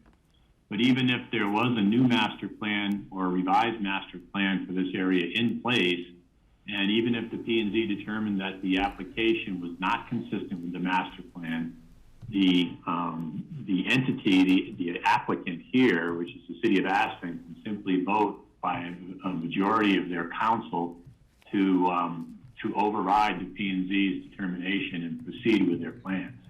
So the new master plan is certainly an important effort, but it would not ultimately deter or prohibit development of the city property by the city. The 1041 review that Tammy described is a relevant review that could result in a denial from the BOCC, but there is no element of that 1041 review that relates to the master plan. It's an analysis of areas and activities of state interest. As I said, very much, if not exactly like the fire district. It's on those terms. Okay, other questions? Patty, sorry. Yeah, I'm sorry. yeah, Tammy, I was just going to clarify, because I think you first said the Woody Creek master plan, and I wanted to clarify that it's part of the Brush Creek master plan. The other thing is I don't think we have any caucuses that we have formed in the county that include properties owned by, properties within a municipality. And Cozy Point is within the city of Aspen City. I mean, they're the owners, and, right, John? But it's owned by the city, but it is not within the city limits. So it could still be part of a caucus if they chose to be a member of the caucus, if we chose to form a caucus. That's correct. Okay, all right. Sorry, Patty. Francie? I just have a question. I got an issue of edible aspen like a couple of weeks ago, and they said it was put out by the Farm Collaborative. And is that part of this same Farm Collaborative that's at Cozy Point? He works with the editor at the Edible Aspen. Yeah, okay. Because I thought edible aspen was like everywhere, like there was edible Telluride and edible Boulder and edible San Diego. It was started a while ago, I think, by Sam Houston's wife, I think. It's been around for a while, but I think Eden just collaborates. His Farm Collaborative collaborates with. Okay, and I am going to open this for a public hearing because this is a land use public hearing. Again, this is the request to continue the location extent review and activities of state and local interest review for the Farm Collaborative Learning Center to April 14th.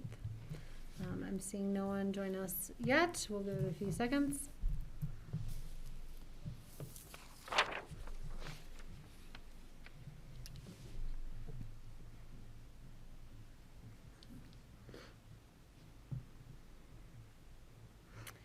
Okay, we'll close the public hearing on this item and bring it back for a motion or discussion. Greg? I'd like to move that we continue the Farm Collaborative Learning Center location extent review and activities of state and local interest review to April 14th. Second. Thank you. Any further discussion? Seeing none, all in favor, please say aye. Aye. Aye. Thanks, Tammy. Aye. Thank you. Okay, open discussion. John Peacock, do you have any open discussion for us today? I do not. I'm here to listen to you guys, even though I wasn't doing a good job earlier. Greg?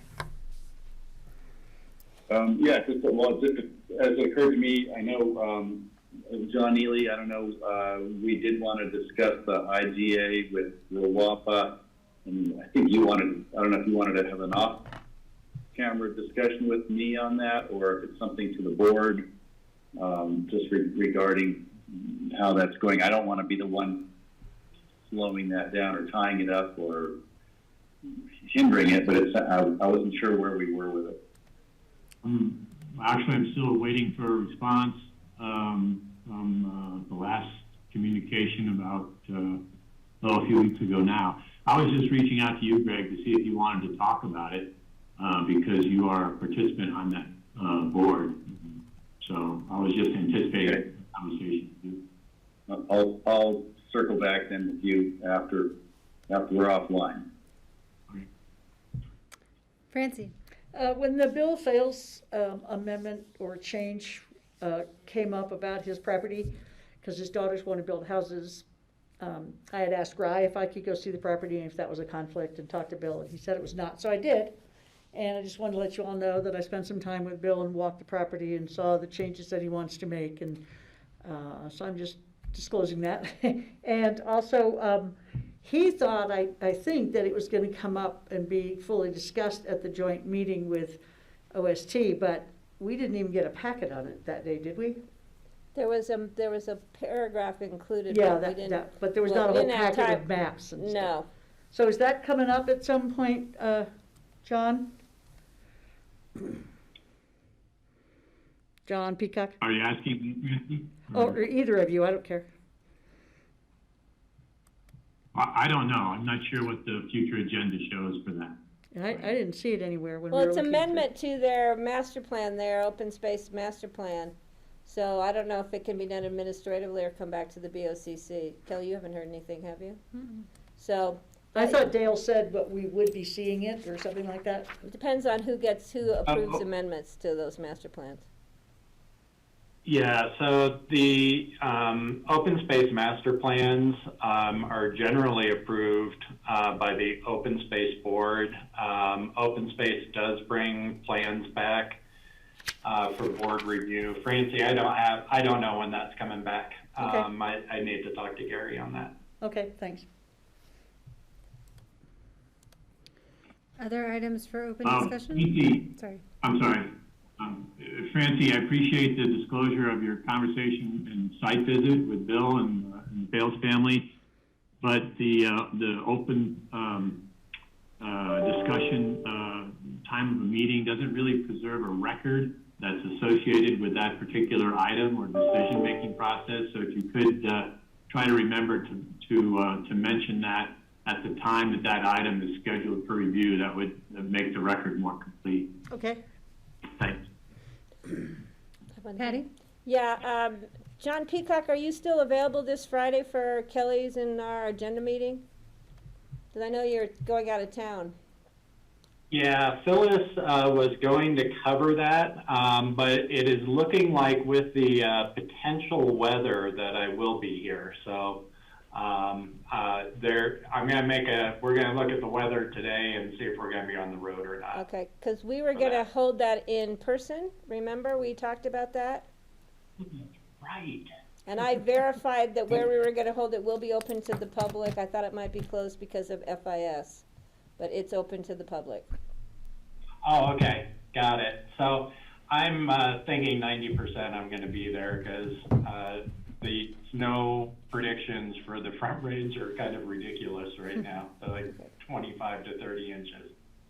25 to 30 inches of snow in the Front Range? Yeah. Not here, but down there? Yeah. Well, that's not fair. It's not. Oh, we might get 10. So we'll talk about Friday. Yes. Okay, any further open discussion items? Steve? Well, I just wanted to tell you that in March 23rd and 24th of 1963 or 64, I don't remember which year, we had 4 feet of snow, the end of March. New snow. That was the deepest, the most snow I have ever seen in 60 years here. That would be so fun. I know, it would be fun. All right, folks. Any other items? I'll look for a motion to adjourn. Come on, Francie. Oh, move. Ah. Steve, you did it.